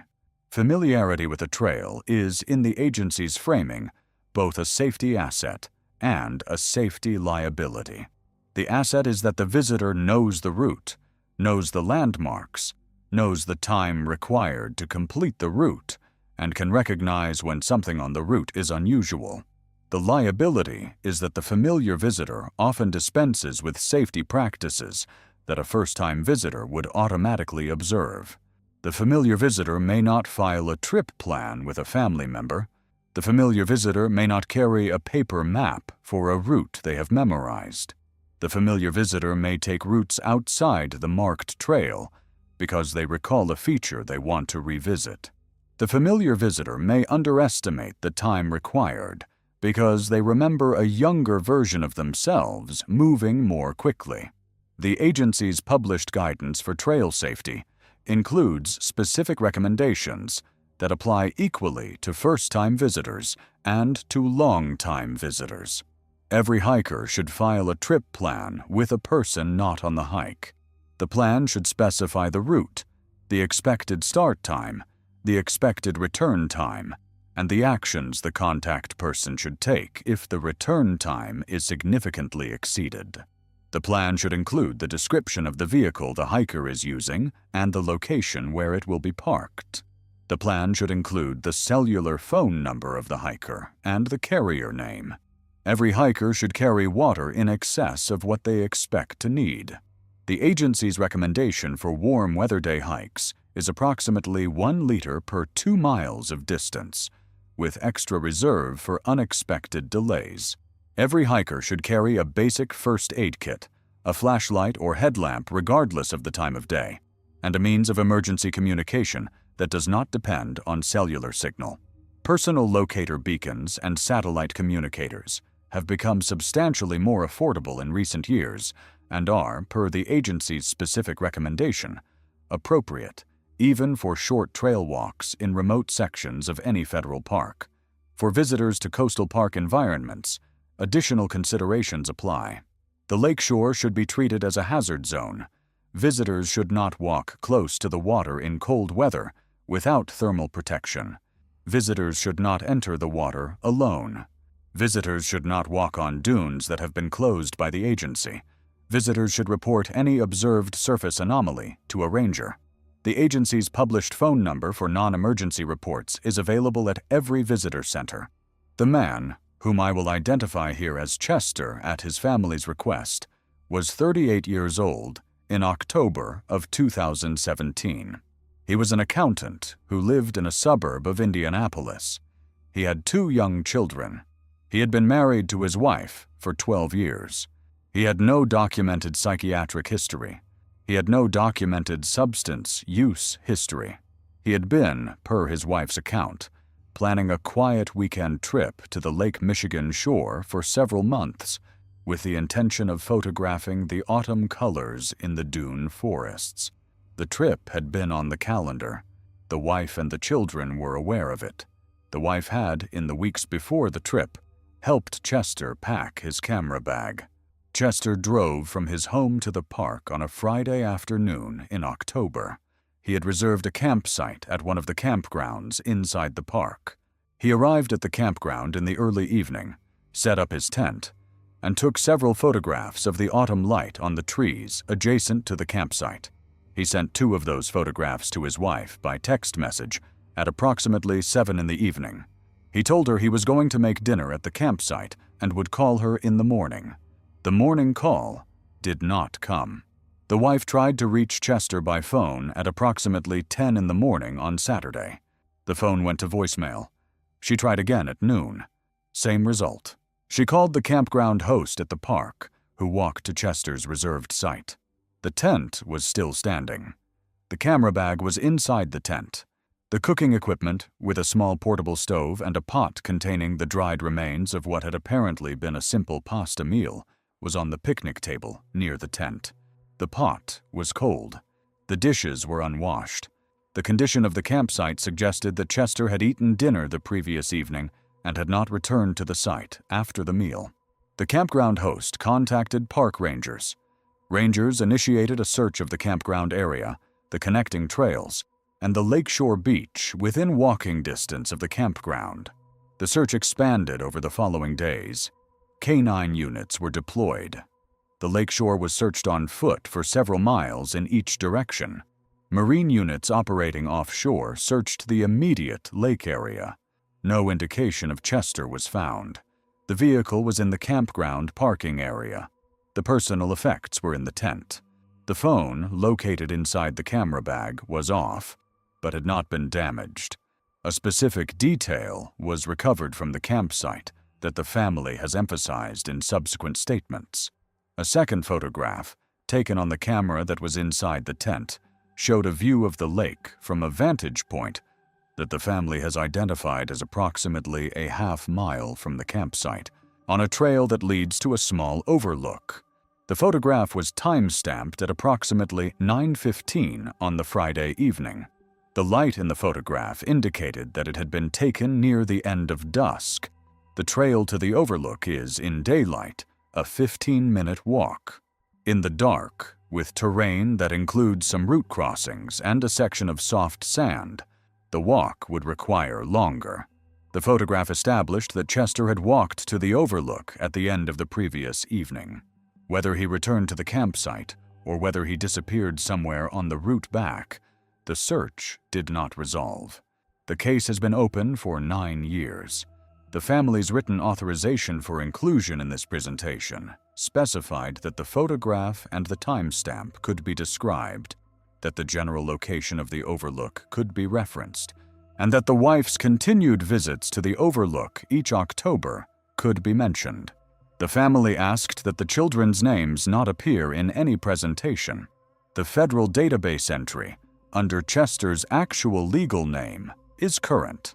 What the case adds to the operational pattern is a final act of confirmed presence in the form of the dusk photograph from the overlook, after which the documented evidence ends. The photograph itself is, in every measurable detail, ordinary. It shows a view of Lake Michigan at the end of a calm evening in autumn. The colors in the foreground are the orange and red of leaves on a maple tree at the edge of the overlook. The water in the distance is calm. There is no person visible in the frame. There is no shadow that an investigator examining the photograph for evidence has been able to identify as anomalous. The photograph is, by every standard of a casual landscape image, what one would expect a photographer at that location at that moment to have taken. It is also the last documented evidence of where Chester was, and the route he would have walked to return to his campsite that night is the void into which he disappeared. The Chester case illustrates a category of disappearance that the agency's published safety materials specifically address. The category involves visitors who take what appear to be short, low-risk walks in the immediate vicinity of a campsite or a vehicle, often after dusk or in the early morning twilight, and who do not return. The agency's analysis of this category, drawn from incident reviews across multiple parks, identifies several recurring features. The walks are typically motivated by a specific photographic, scenic, or wildlife observation goal. The walks are typically short, in the range of half a mile to a mile from the camp or vehicle. The walks are typically taken alone because the visitor's family is occupied with camp activities or has not been invited along for what was conceived as a brief excursion. The walks are typically taken without the safety equipment the visitor would carry on a longer hike. No water, no first aid kit, no headlamp beyond what the phone screen provides, no emergency communication device. The combination of features produces a disappearance scenario in which, if anything goes wrong on the walk, the visitor has no resources to address the situation. A twisted ankle that would not be life-threatening on a longer prepared hike becomes a potentially fatal exposure event in cold autumn weather without water or thermal layers. A wrong turn at a trail junction in low light becomes a navigational problem the visitor cannot resolve before darkness limits visibility to the immediate 10 feet of trail. A short walk that becomes a longer walk produces consequences that the visitor was not equipped to manage. The agency's recommendation for any walk taken from a campsite or vehicle, regardless of how short the walk is conceived to be, is the same as the recommendation for any longer hike. File a trip plan with a person who is not on the walk. Carry water. Carry a headlamp regardless of the time of day. Carry a means of emergency communication. Tell the camp host or another visitor where you are going and when you expect to return. The agency frames this guidance as overkill for a 15-minute walk. The data on disappearances in the short walk category indicates that overkill is, in operational terms, the appropriate level of preparation. For families of campers in particular, the agency advises that the family establish a check-in protocol for any extended absence. The protocol can be as simple as a designated time at which the absent member should return or check in by phone. Failure to check in at the designated time should trigger a sequence of escalating responses, beginning with the camp host, advancing to the ranger station, and reaching the formal missing person report within a window that allows the agency to deploy resources before the situation has degraded further. A bench at the central beach, a husband on the bench, with a knee that had begun to give him trouble in recent weeks, a purse beside him on the bench, his wife's purse, the wallet inside, the car keys inside, a short loop trail, 3/4 of a mile in total, on level ground, occupied by other visitors that afternoon, that the wife had walked many times across many years. She told him she would be back in 20 minutes. The husband waited 20 minutes. He waited 40. He walked the trail. He returned to the bench. He waited 40 more. He walked to the visitor center. The ranger walked the trail with him. The trail was empty of his wife. The trail had not been empty of his wife at any point in any previous visit they had made together. It has been empty of his wife in every visit since. The woman, whose family has asked that we use the name Harriet for this presentation, was 67 years old in June of 2003. She was a retired school teacher who had taught elementary grades for 40 years in a small town in central Illinois. She had a husband who had retired the previous spring. The two of them had begun a routine of long Saturday drives to natural areas within a few hours of their home. They visited prairie remnants, river state parks, and several units of the federal park system within driving range. The Indiana Dunes was a frequent destination. They had been there approximately a dozen times in the years before the case I will describe. On a Saturday in mid-June, Harriet and her husband drove to the park. They parked at the central beach area and walked together along the shoreline for approximately a mile. They sat for a while on a bench overlooking the water.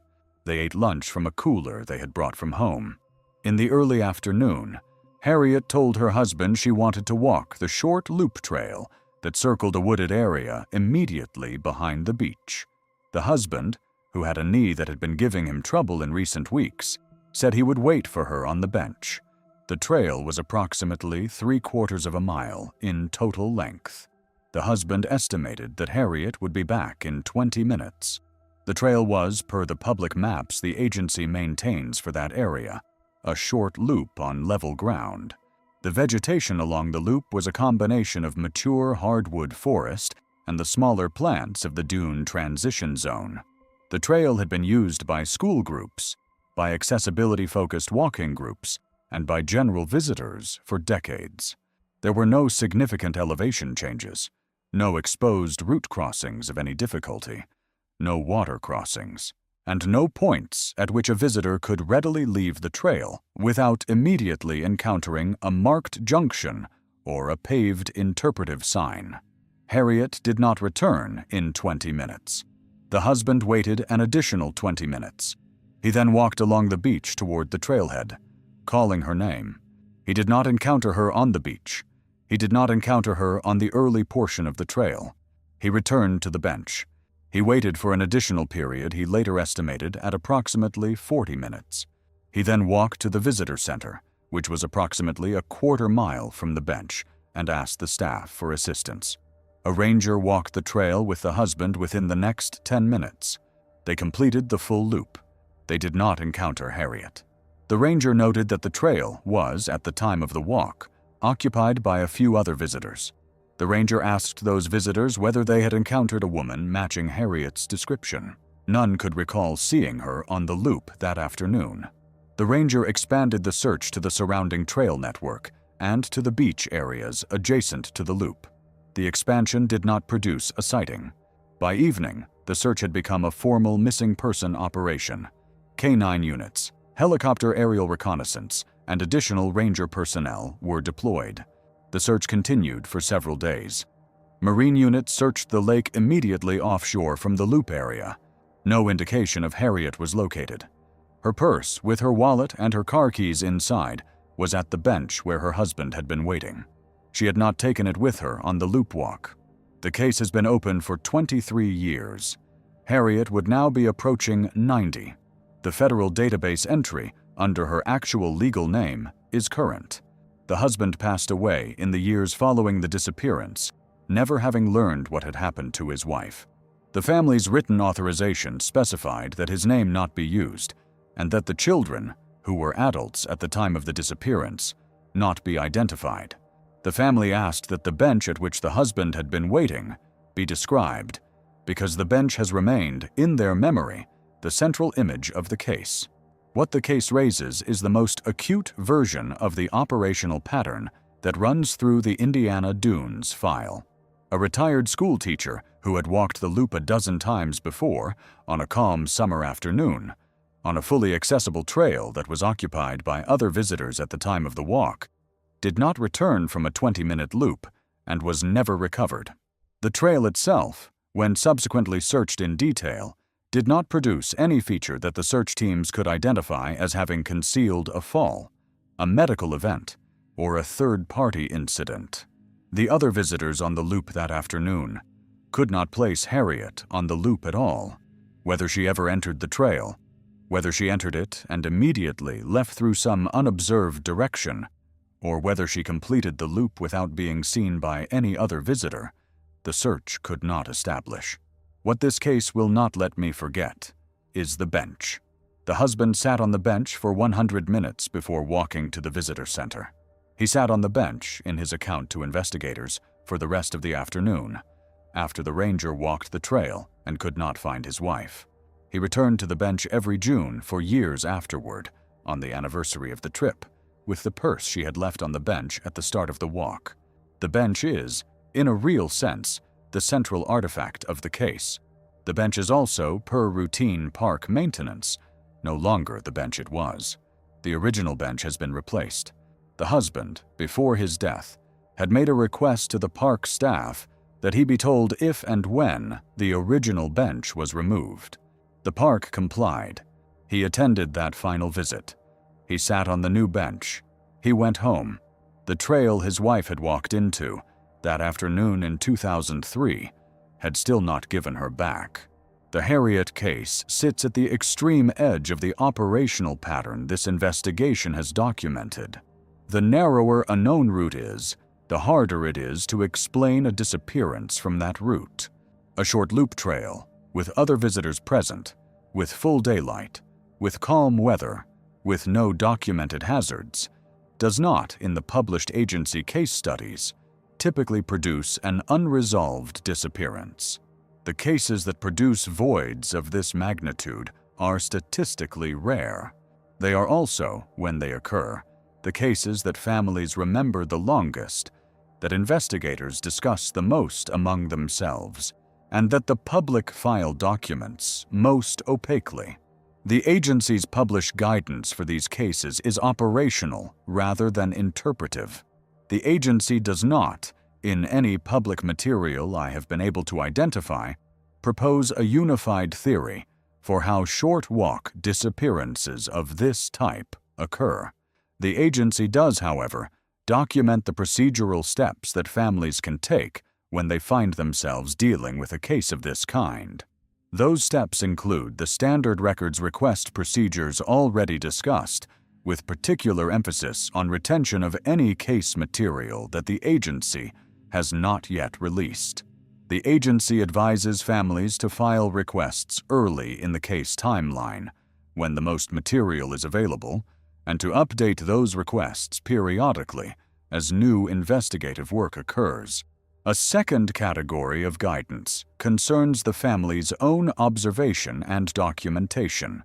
The family is, in many published cases, the only entity that retains certain types of information about the missing person. The family knows the routine. The family knows the medications. The family knows the friendships, the conflicts, the financial pressures, the recent communications. Some of this information, when documented and provided to the assigned investigator, has produced investigative leads that the agency itself would not have been able to develop independently. The family's role in the operational reality of a long-term unresolved case is not passive. It is, in the extended timeline, often the single most important channel through which any new information enters the file. A third category of guidance concerns peer support. Families of long-term unresolved cases often experience a category of grief that does not resolve in the same way grief from a confirmed death resolves. The absence of remains creates a kind of suspension that the standard frameworks for bereavement do not directly address. Several organizations specifically support families in this situation. The American Foundation for Suicide Prevention has resources for families of missing persons whose disappearance may have involved a self-harm component. The National Center for Missing Adults provides advocacy and peer support. The DOE Network is an independent volunteer organization that maintains case profiles and connects families with each other across geographies. None of these resources can produce a recovery where one has not occurred. They can, however, reduce the isolation that families of long-term unresolved cases consistently report. The published feedback from participating families indicates that the peer support function is, even when it cannot produce closure, of substantial practical value during the multi-year timeline of an unresolved case. The young man, whom I will identify here as Elliot at his family's request, was 24 years old in May of 2019. He was a graduate student at a university in central Illinois, working toward a master's degree in environmental science. His thesis, in the months before the case, had focused on the ecology of freshwater dune systems, with an emphasis on the way root structures of native grasses interact with sand stability. He had spent the previous summer doing field work at several dune locations on the Lake Michigan shore, including the Indiana dunes. He was, in the family's account and in his thesis advisor's account, knowledgeable about the terrain to a degree exceeding most graduate students in the field. On a Friday morning in May of 2019, Elliot drove from his university to the Indiana dunes for what was scheduled as a final field observation in support of his thesis. He had told his advisor that the trip would last approximately 5 hours and that he would return to his apartment by evening. He had told his roommate the same. He had brought, per the inventory the family later compiled, a digital camera, a notebook, a soil sampling kit, and a small backpack with water and snacks. He had not brought a tent or any equipment for an overnight stay because the trip was planned as a day visit only. Elliot's vehicle was photographed by a parking lot camera at one of the park entrances at approximately 10 in the morning. He paid the entrance fee with a credit card. The transaction was logged. He proceeded to a parking area associated with one of the longer trail networks in the Dune Ridge interior of the park. The vehicle was, at the time of the search the following day, still parked in that area. What is known about Elliot's activities during the day comes from a partial reconstruction. The family, the thesis advisor, and the assigned investigator developed in the weeks following the disappearance. Soil samples corresponding to several documented locations along the trail were found the following day, inside the vehicle. The samples had been collected, bagged, and labeled in Elliot's handwriting with location and time annotations. The latest annotation was time-stamped at approximately 2 in the afternoon. The location it referenced was a section of the Dune Ridge, approximately 1 mile from the parking area. After that time-stamp, no further samples were in the vehicle. No further notebook entries were dated past that time. At approximately 3:30 in the afternoon, Elliot's phone produced a brief signal ping that the carrier record subsequently captured. The ping placed the phone in a location consistent with continuation of the trail beyond the 2 in the afternoon sample point, in a direction leading toward the lakeshore. The signal lasted approximately 5 seconds. It did not include any outbound communication, no text, no call, no application activity. It was, in the carrier's terminology, a tower handoff event in which the phone briefly connected to a different tower as it moved through the network coverage area. After that ping, the phone produced no further activity, neither in network terms nor in terms of any documented communication. The roommate, expecting Elliot home by evening, became concerned when Elliot didn't return by 10 in the evening. The roommate called the thesis advisor, who in turn called the family. The family contacted the park ranger station overnight. Rangers initiated a search by the following morning. The search, with the benefit of the soil sample log and the cellular ping, was able to define a probable route Elliot had walked. The search teams covered the route, expanded into the adjacent dune ridges, and walked the lakeshore beach in both directions for several miles. Canine units operated for 3 consecutive days. Marine units operated offshore. The search did not produce a sighting, did not recover personal effects beyond what had been left in the vehicle, and did not encounter any feature on the documented route that would explain a disappearance scenario consistent with the available evidence. The case has been open for 7 years. The family's written authorization specified that the soil sample detail and the cellular ping detail could be described, that the thesis topic could be referenced in general terms, and that the routine of his roommate calling the advisor before the family could be mentioned. The family asked that the actual university not be named, that the actual thesis title not be quoted, and that no photograph be associated with the case in any visual material. The federal database entry, under Elliot's actual legal name, is current. What the case adds, when read alongside the other Indiana Dunes cases in this file, is a final demonstration of how operationally clean a disappearance from this terrain can be. Elliot was, by every measure, a prepared and informed visitor. He had documented his planned route. He had communicated his expected return time. He had carried appropriate equipment for a day visit. He had logged his work in real time, producing a contemporaneous record of his movements that would, in most search scenarios, allow the search teams to reconstruct his last hours with high confidence. The reconstruction in his case was, in fact, more complete than in any other case described in this investigation. The soil samples, the time stamps, the cellular ping established his movements through the early afternoon with operational precision. And then, after 3:30 in the afternoon, the documented record ends. The trail beyond that point continues for approximately another half-mile to the lakeshore. The search covered every yard of it. The search did not find him. The Elliot case illustrates a category that the agency's published case studies discuss in operational terms, but do not, in any material I have been able to identify, fully resolve interpretively.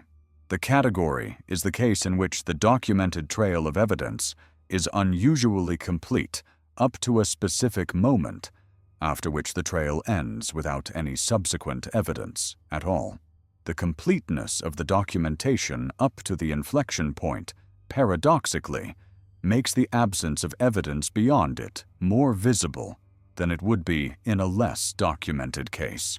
The agency, in operational guidance, treats such cases the same way it treats less documented cases. The search procedures are the same. The cold case management is the same. The investigative agent assignment is the same. The operational reality, however, is that the family in such a case is left with a particularly acute version of the void problem. The family knows, with documentary precision, where their relative was at 3:30 in the afternoon. The family does not know, and may never know, anything about what happened in the next hour. The agency's published guidance on this category emphasizes what it calls the boundary problem. The boundary is the line between documented evidence and absence of evidence. The line, in cases of this type, is sharp. The documented evidence does not gradually attenuate. It ends. The implication for investigative work is that effort focused on extending the documented evidence forward into the period after the inflection point is, by definition, effort working against the absence of any subsequent record. New investigative leads in such cases come, almost exclusively, from secondary sources. New witness accounts, newly discovered photographs taken by other visitors that include the missing person in the background. New analytical techniques applied to existing evidence in the file. The agency advises families in this category to focus their own efforts on the secondary source side. The family can publicize photographs, descriptions, and route information through the missing persons advocacy networks already discussed. The family can, with the assigned investigator's approval, post information at the trailheads and visitor centers of the relevant park, asking other visitors who may have been in the area at the relevant time to come forward.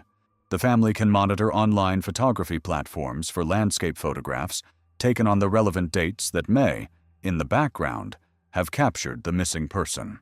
These efforts have, in some published cases, produced new leads years or decades after the original disappearance.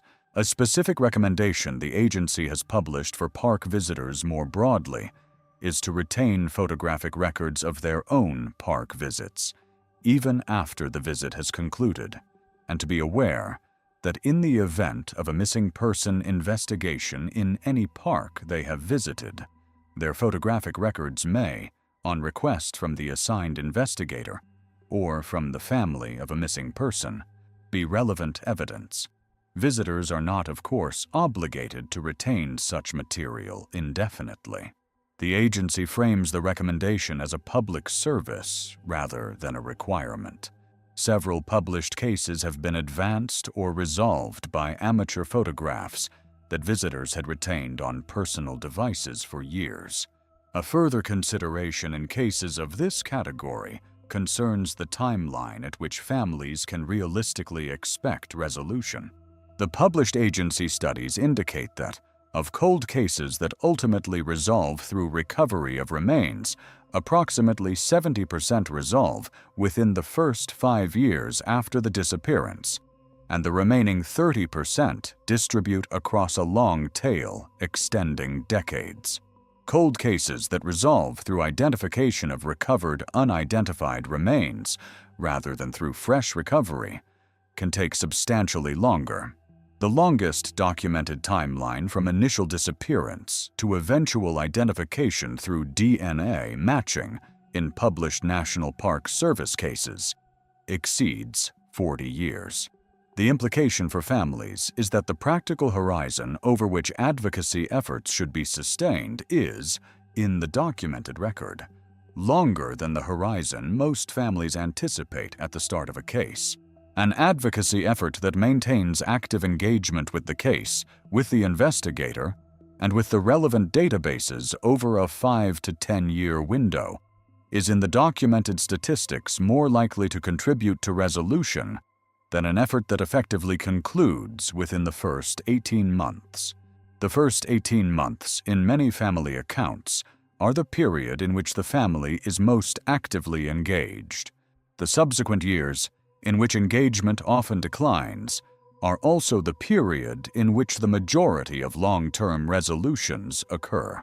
The asymmetry between the period of greatest family engagement and the period of greatest probability of resolution is one of the structural features of cold case management that the agency has, in agency guidance, encouraged families to anticipate and to plan for. A related consideration concerns the forensic technologies that have advanced significantly in the years since many of the cases in this investigation began. DNA analysis techniques have improved.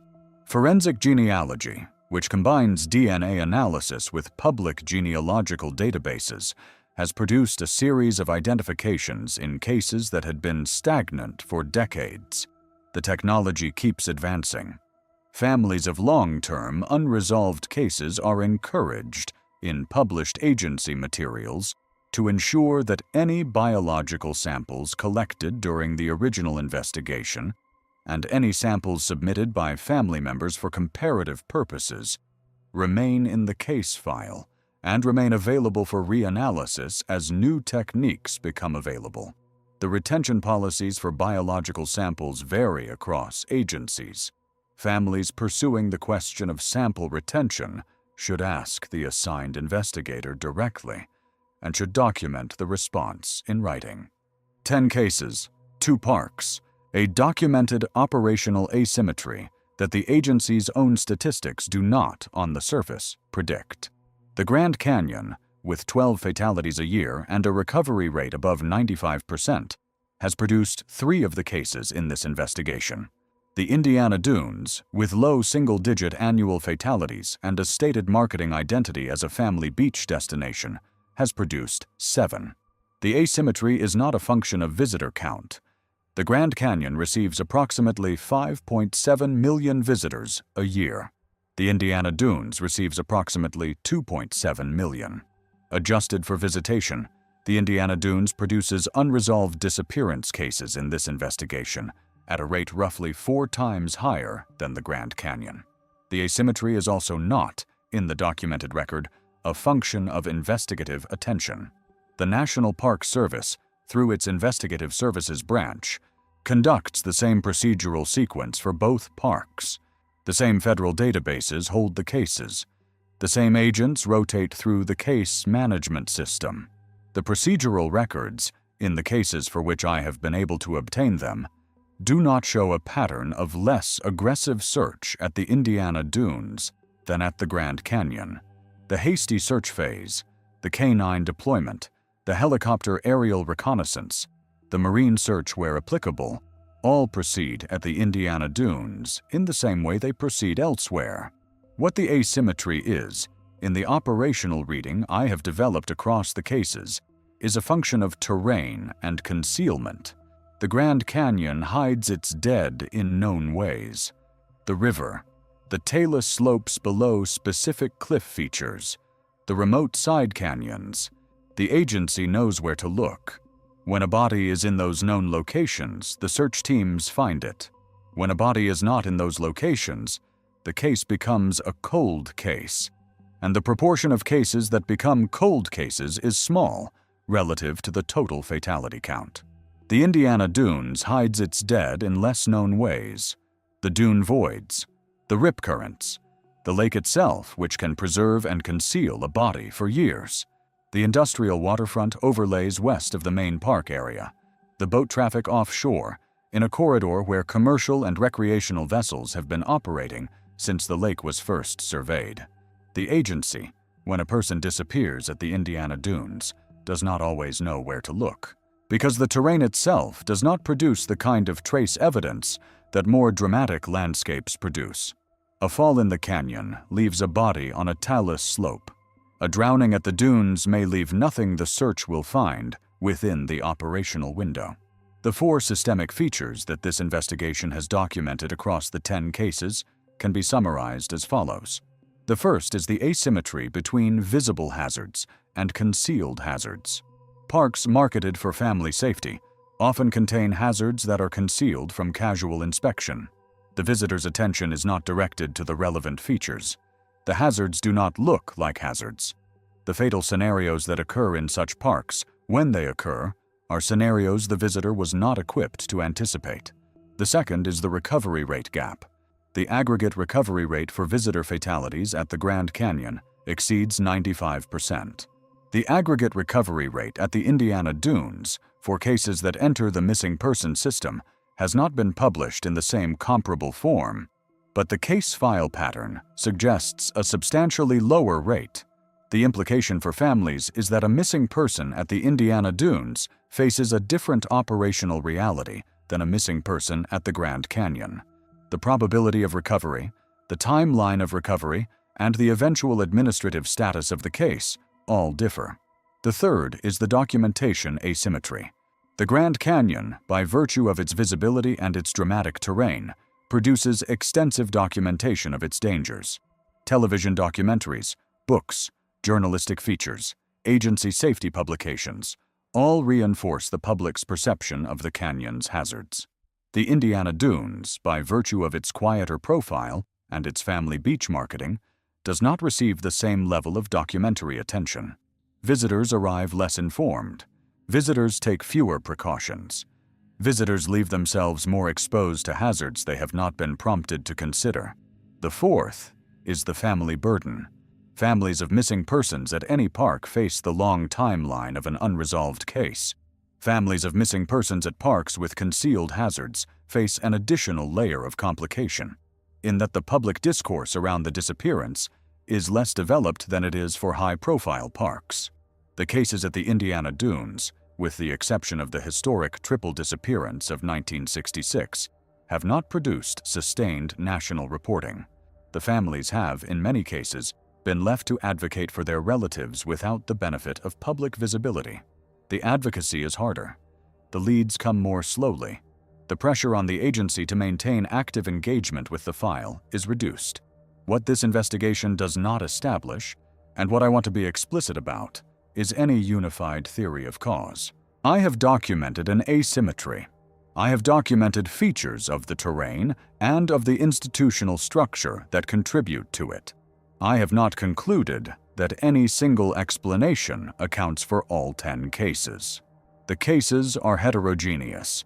Some, like Drake's, contain explicit indicators that the family and the agency have characterized as suggesting a self-harm component. Some, like the 1966 triple disappearance, point toward third-party involvement that has never been substantiated. Some, like Margaret's and Harriet's, contain no indicator at all in the documented file that points in any specific direction. The pattern is, across the 10 cases, a pattern of unresolved cases at a rate the surface statistics do not predict. The cause of any individual case is, in 9 of the 10, undetermined. The exception is Michael's case, where the recovered notes provide a partial framework that the absence of remains has not allowed to fully resolve. What the pattern suggests, more than any single theory, is that the categorization of national park units by their marketing identity is, for the purposes of visitor safety, an unreliable framework. A park can be marketed as a family beach and can, simultaneously, contain operational features that produce unresolved disappearances at a rate exceeding parks marketed as wilderness destinations. The visitor who arrives at a marketed family destination with the assumptions a marketed family destination invites is, in the documented record, more exposed than the visitor who arrives at a marketed wilderness destination with the assumptions a wilderness destination invites. The visible hazards prompt visible precautions. The concealed hazards do not. A subsidiary observation worth naming concerns the question of why these patterns have not received broader public attention. The Indiana Dunes, despite the historic triple disappearance of 1966 and the subsequent decades of additional cases, has not been the subject of the kind of national documentary treatment that the Grand Canyon receives routinely. The agency itself does not promote awareness of its cold case file. The marketing materials emphasize accessibility and family recreation. The educational displays at the visitor centers focus on geology and on natural history, rather than on the operational record of missing person cases. The information the visitor would need to weight the park's safety profile against its marketing profile is, in the public materials, not assembled in any single accessible location. The same observation applies, with reduced intensity, to comparable units throughout the national park system. Indiana Dunes is not unique. Other coastal park units along the Great Lakes, along the Atlantic seaboard, and along the Pacific coast have similar profiles of disappearances in concealed hazard zones. The aggregate national database of unresolved disappearances at federal park units, when assembled across all 423 sites in the agency's inventory, produces a number larger than the casual visitor would expect. The number is, however, not published in any consolidated form. The Investigative Services branch maintains the cold case page. The page lists the cases that meet specific publication criteria.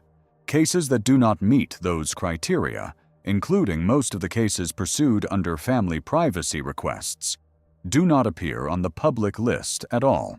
The full universe of unresolved cases is, accordingly, larger than the publicly visible list, by a margin the agency has not formally quantified. The comparison this investigation has drawn between the Grand Canyon and the Indiana dunes is, therefore, a comparison between two specific data points within a larger pattern that extends across the entire federal park system. The asymmetry between visible and concealed hazards is not a feature of these two parks alone. It is a feature of the system. A visitor planning a trip to any unit, regardless of whether the unit is marketed for family recreation or for wilderness experience, would benefit from approaching the trip with the assumption that the marketing identity is not, by itself, a reliable predictor of the unit's safety profile.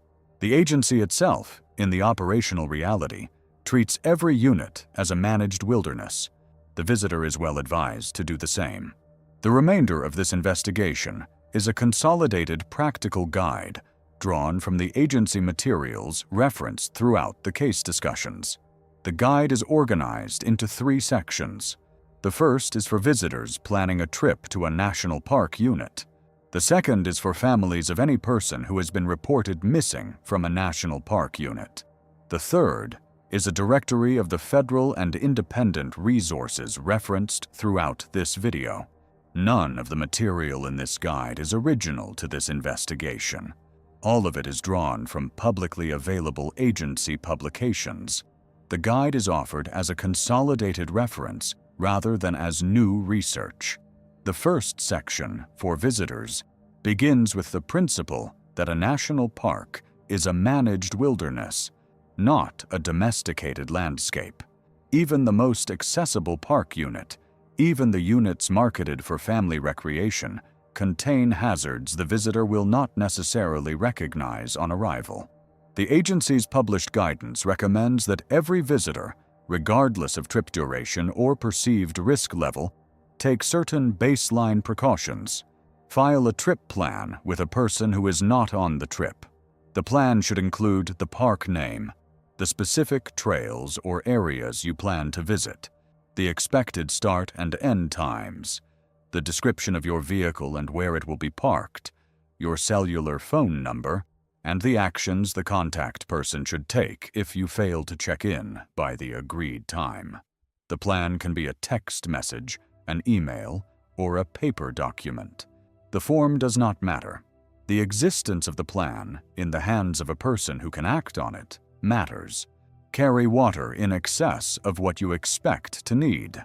The agency's recommendation for warm weather day visits is approximately 1 liter per 2 miles of expected walking with extra reserve. Carry a basic first aid kit. Carry a flashlight or headlamp regardless of the time of day, because conditions can delay your return past sunset. Carry a means of emergency communication that does not depend on cellular signal. Personal locator beacons and satellite communicators have become substantially more affordable and are appropriate even for short visits to remote sections of any park. Stay on marked trails. The marked trails have been evaluated by the agency for stability, for hazard exposure, and for navigational clarity. Off-trail terrain has not been evaluated. The decision to leave a marked trail, even for a short distance to photograph a feature or to avoid a wet section, transfers the risk evaluation from the agency to the individual visitor, who in most cases does not have the information to make that evaluation accurately. For coastal park visitors, additional considerations apply. Do not enter the water alone. Do not enter the water in cold weather without thermal protection. Do not enter the water at all in conditions where rip currents have been reported.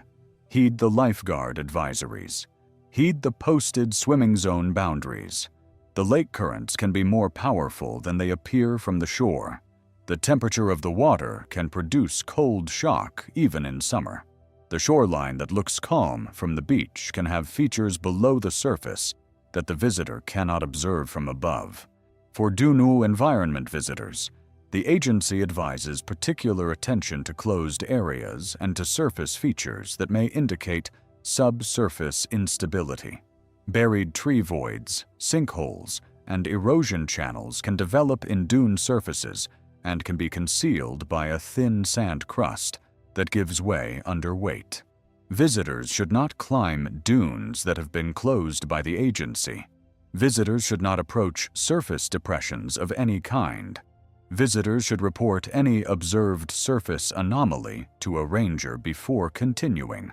The second section, for families of missing persons, begins with the framework the agency itself uses for such cases.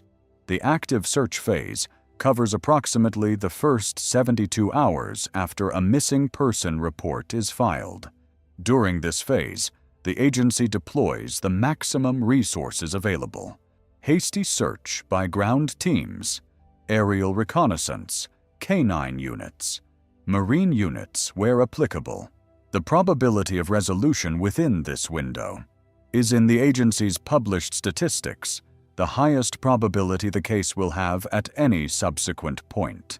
After the 72-hour window, if the case has not resolved, it transitions to a limited continuous mode. Active personnel deployment ends. The case remains open. The Investigative Services branch takes case management responsibility. New tips can reactivate elements of the search. The probability of resolution drops substantially after this transition and continues to decline over time, though it does not reach zero. Cases have been resolved years and even decades after the initial disappearance. Families during the active phase should focus on providing the agency with as much information as possible about the missing person's habits, plans, communications, and physical condition. Photographs from the most recent week, before the disappearance, are particularly valuable for ground teams attempting to recognize the person on the trail.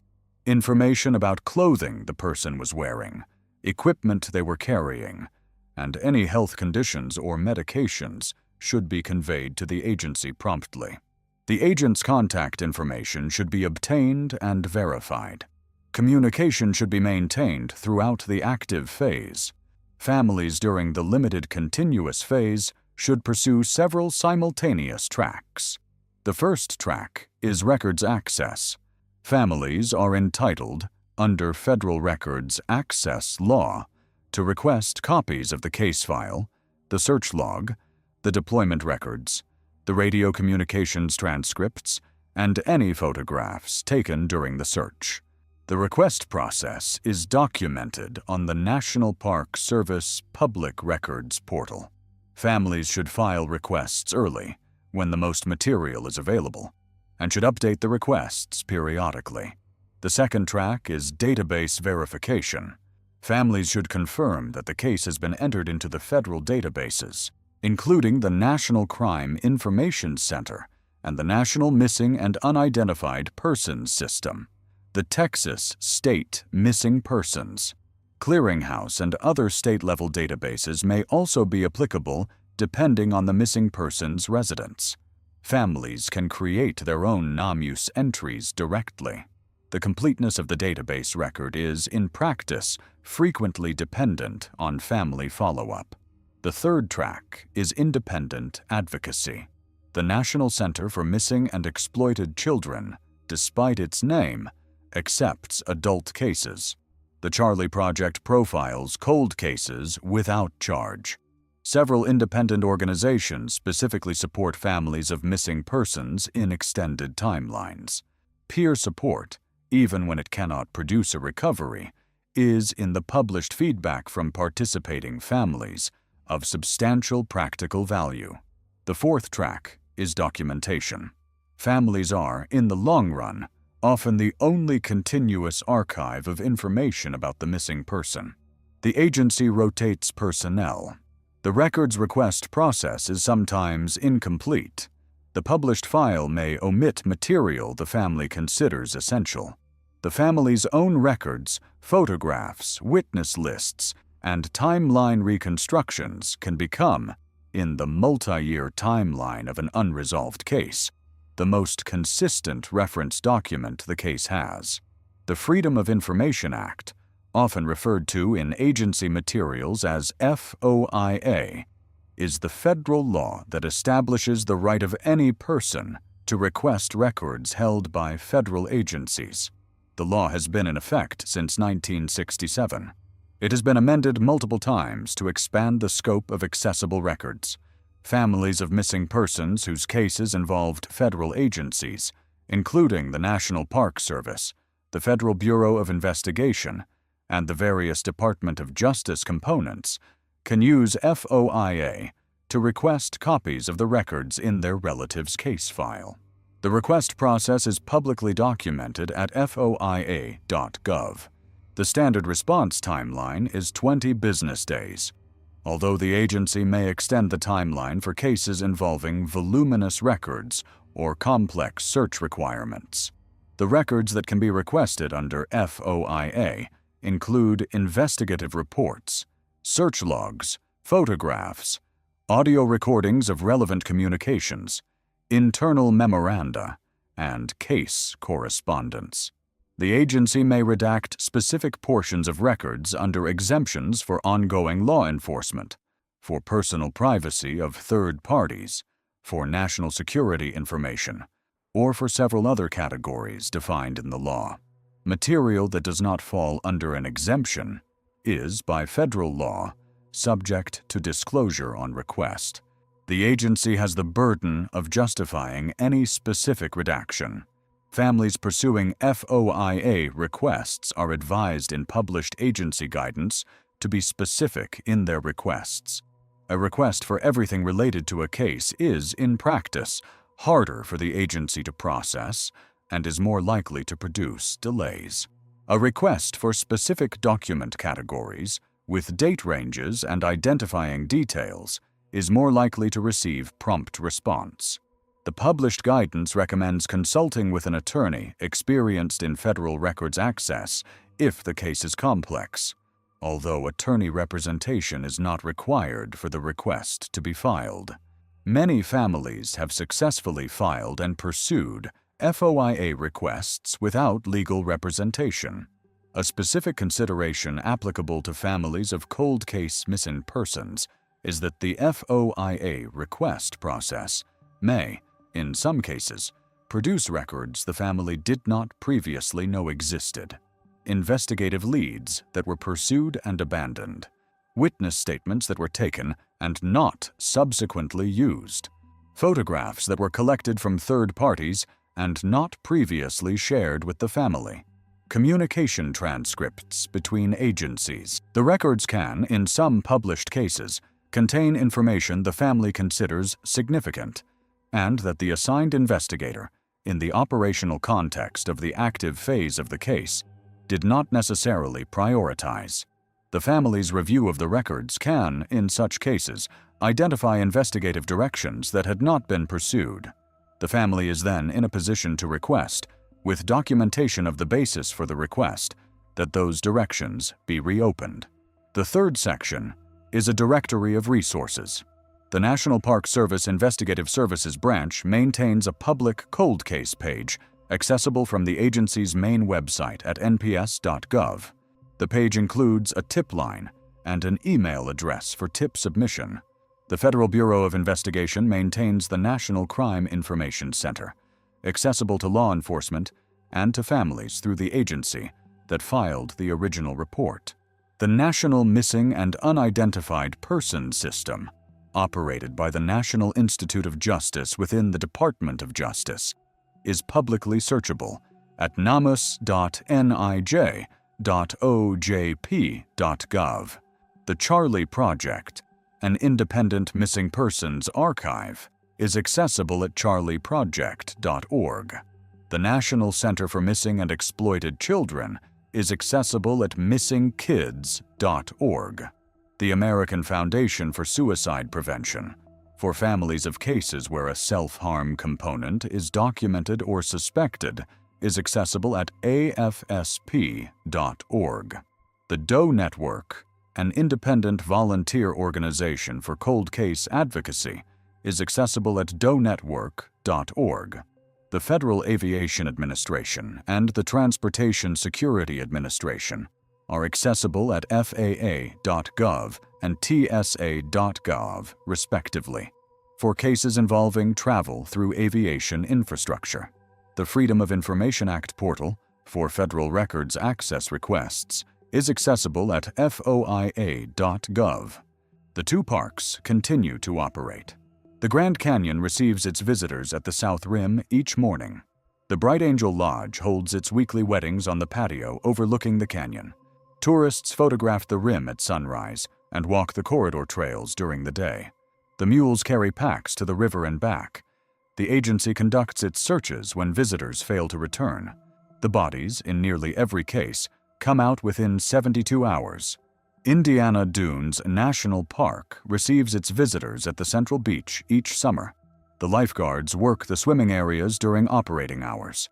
The ridge trails behind the dunes are walked by school groups and by retired couples, and by graduate students with field notebooks. The water of Lake Michigan glitters in the afternoon light. The wedding parties book the beach pavilions weeks in advance. The agency's marketing materials describe the park as relaxation and inspiration and fun. Drake's mother continues to visit the South Rim each January. She walks to the Bright Angel Lodge. She sits on the patio. She looks out at the canyon.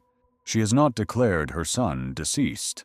She has not, in the 11 years since the disappearance, made any public statement that does not begin with the assumption that he is, in some location and in some condition, still findable. The white Toyota Camry that Jong Yan parked at Moran Point in 2017 has, by federal property procedure, been processed and released.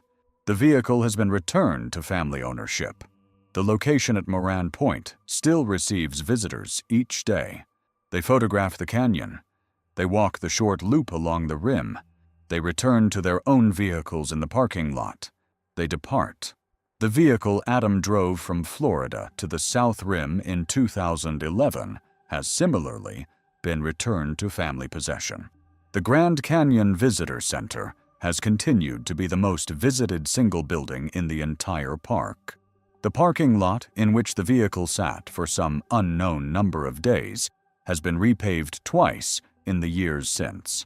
The bench at which Patricia, Anne, and Renee left their towels on the 2nd of July, 1966, has, in the years since, been replaced as part of routine park maintenance.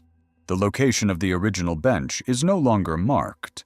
The boat that may have been anchored offshore that afternoon has never been identified. The two men who may or may not have been aboard have never been identified.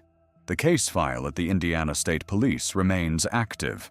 Roxanne's van, recovered in the vicinity of Mount Baldy in April of 2015, has, by similar procedure, been returned to her family. Mount Baldy itself keeps advancing southward at approximately 4 feet per year. The vegetation that would naturally stabilize the dune has not returned to the levels that preceded the historical recreational use of the surface. The buried tree voids keep developing in the migrating sand. The agency continues to enforce the partial closures. The Subaru Michael drove from Indianapolis to the Portage Lakefront in March of 2012 has been returned to his family. The Portage Lakefront still functions as both a recreational beach and an industrial corridor. The lake immediately offshore is still searched, periodically, by the same marine units that conduct routine training operations in the area. The 4 families who provided written authorization for their cases to be discussed under altered names continue to wait. The bench at which one of those husbands sat in June of 2003 has, like the bench from 1966, been replaced. The campsite at which Chester pitched his tent in October of 2017 has been used by hundreds of subsequent visitors. The trail Margaret marked on her paper map in 2008 still receives its summer foot traffic. The dune ridge along which Elliot collected his soil samples in 2019 still supports the fieldwork of subsequent graduate students whose advisors knew the previous student and who, with the family's permission and the advisor's blessing, dedicated their own theses to him. What this investigation has documented is not, in any single case, a definitive explanation. The asymmetry between the two parks remains. The cause of any individual disappearance, in 9 of the 10 cases described here, has not been established by any agency that has examined the file. The federal databases hold the cases. The Investigative Services Branch maintains the cold case bulletins. The families maintain the archives, the photographs, the route maps, the personal effects that were not taken with the missing person on the day of the disappearance. The visible hazards prompt visible precautions. The concealed hazards do not. The Grand Canyon is, by every measure of marketing and of public perception, the more dangerous park. The Indiana Dunes is, by the same measures, the safer park. The data set this investigation has examined indicates that the framing is, when measured against the operational record of unresolved disappearances per million visitors, exactly inverted from what the marketing language and the casual visitor's intuition would suggest.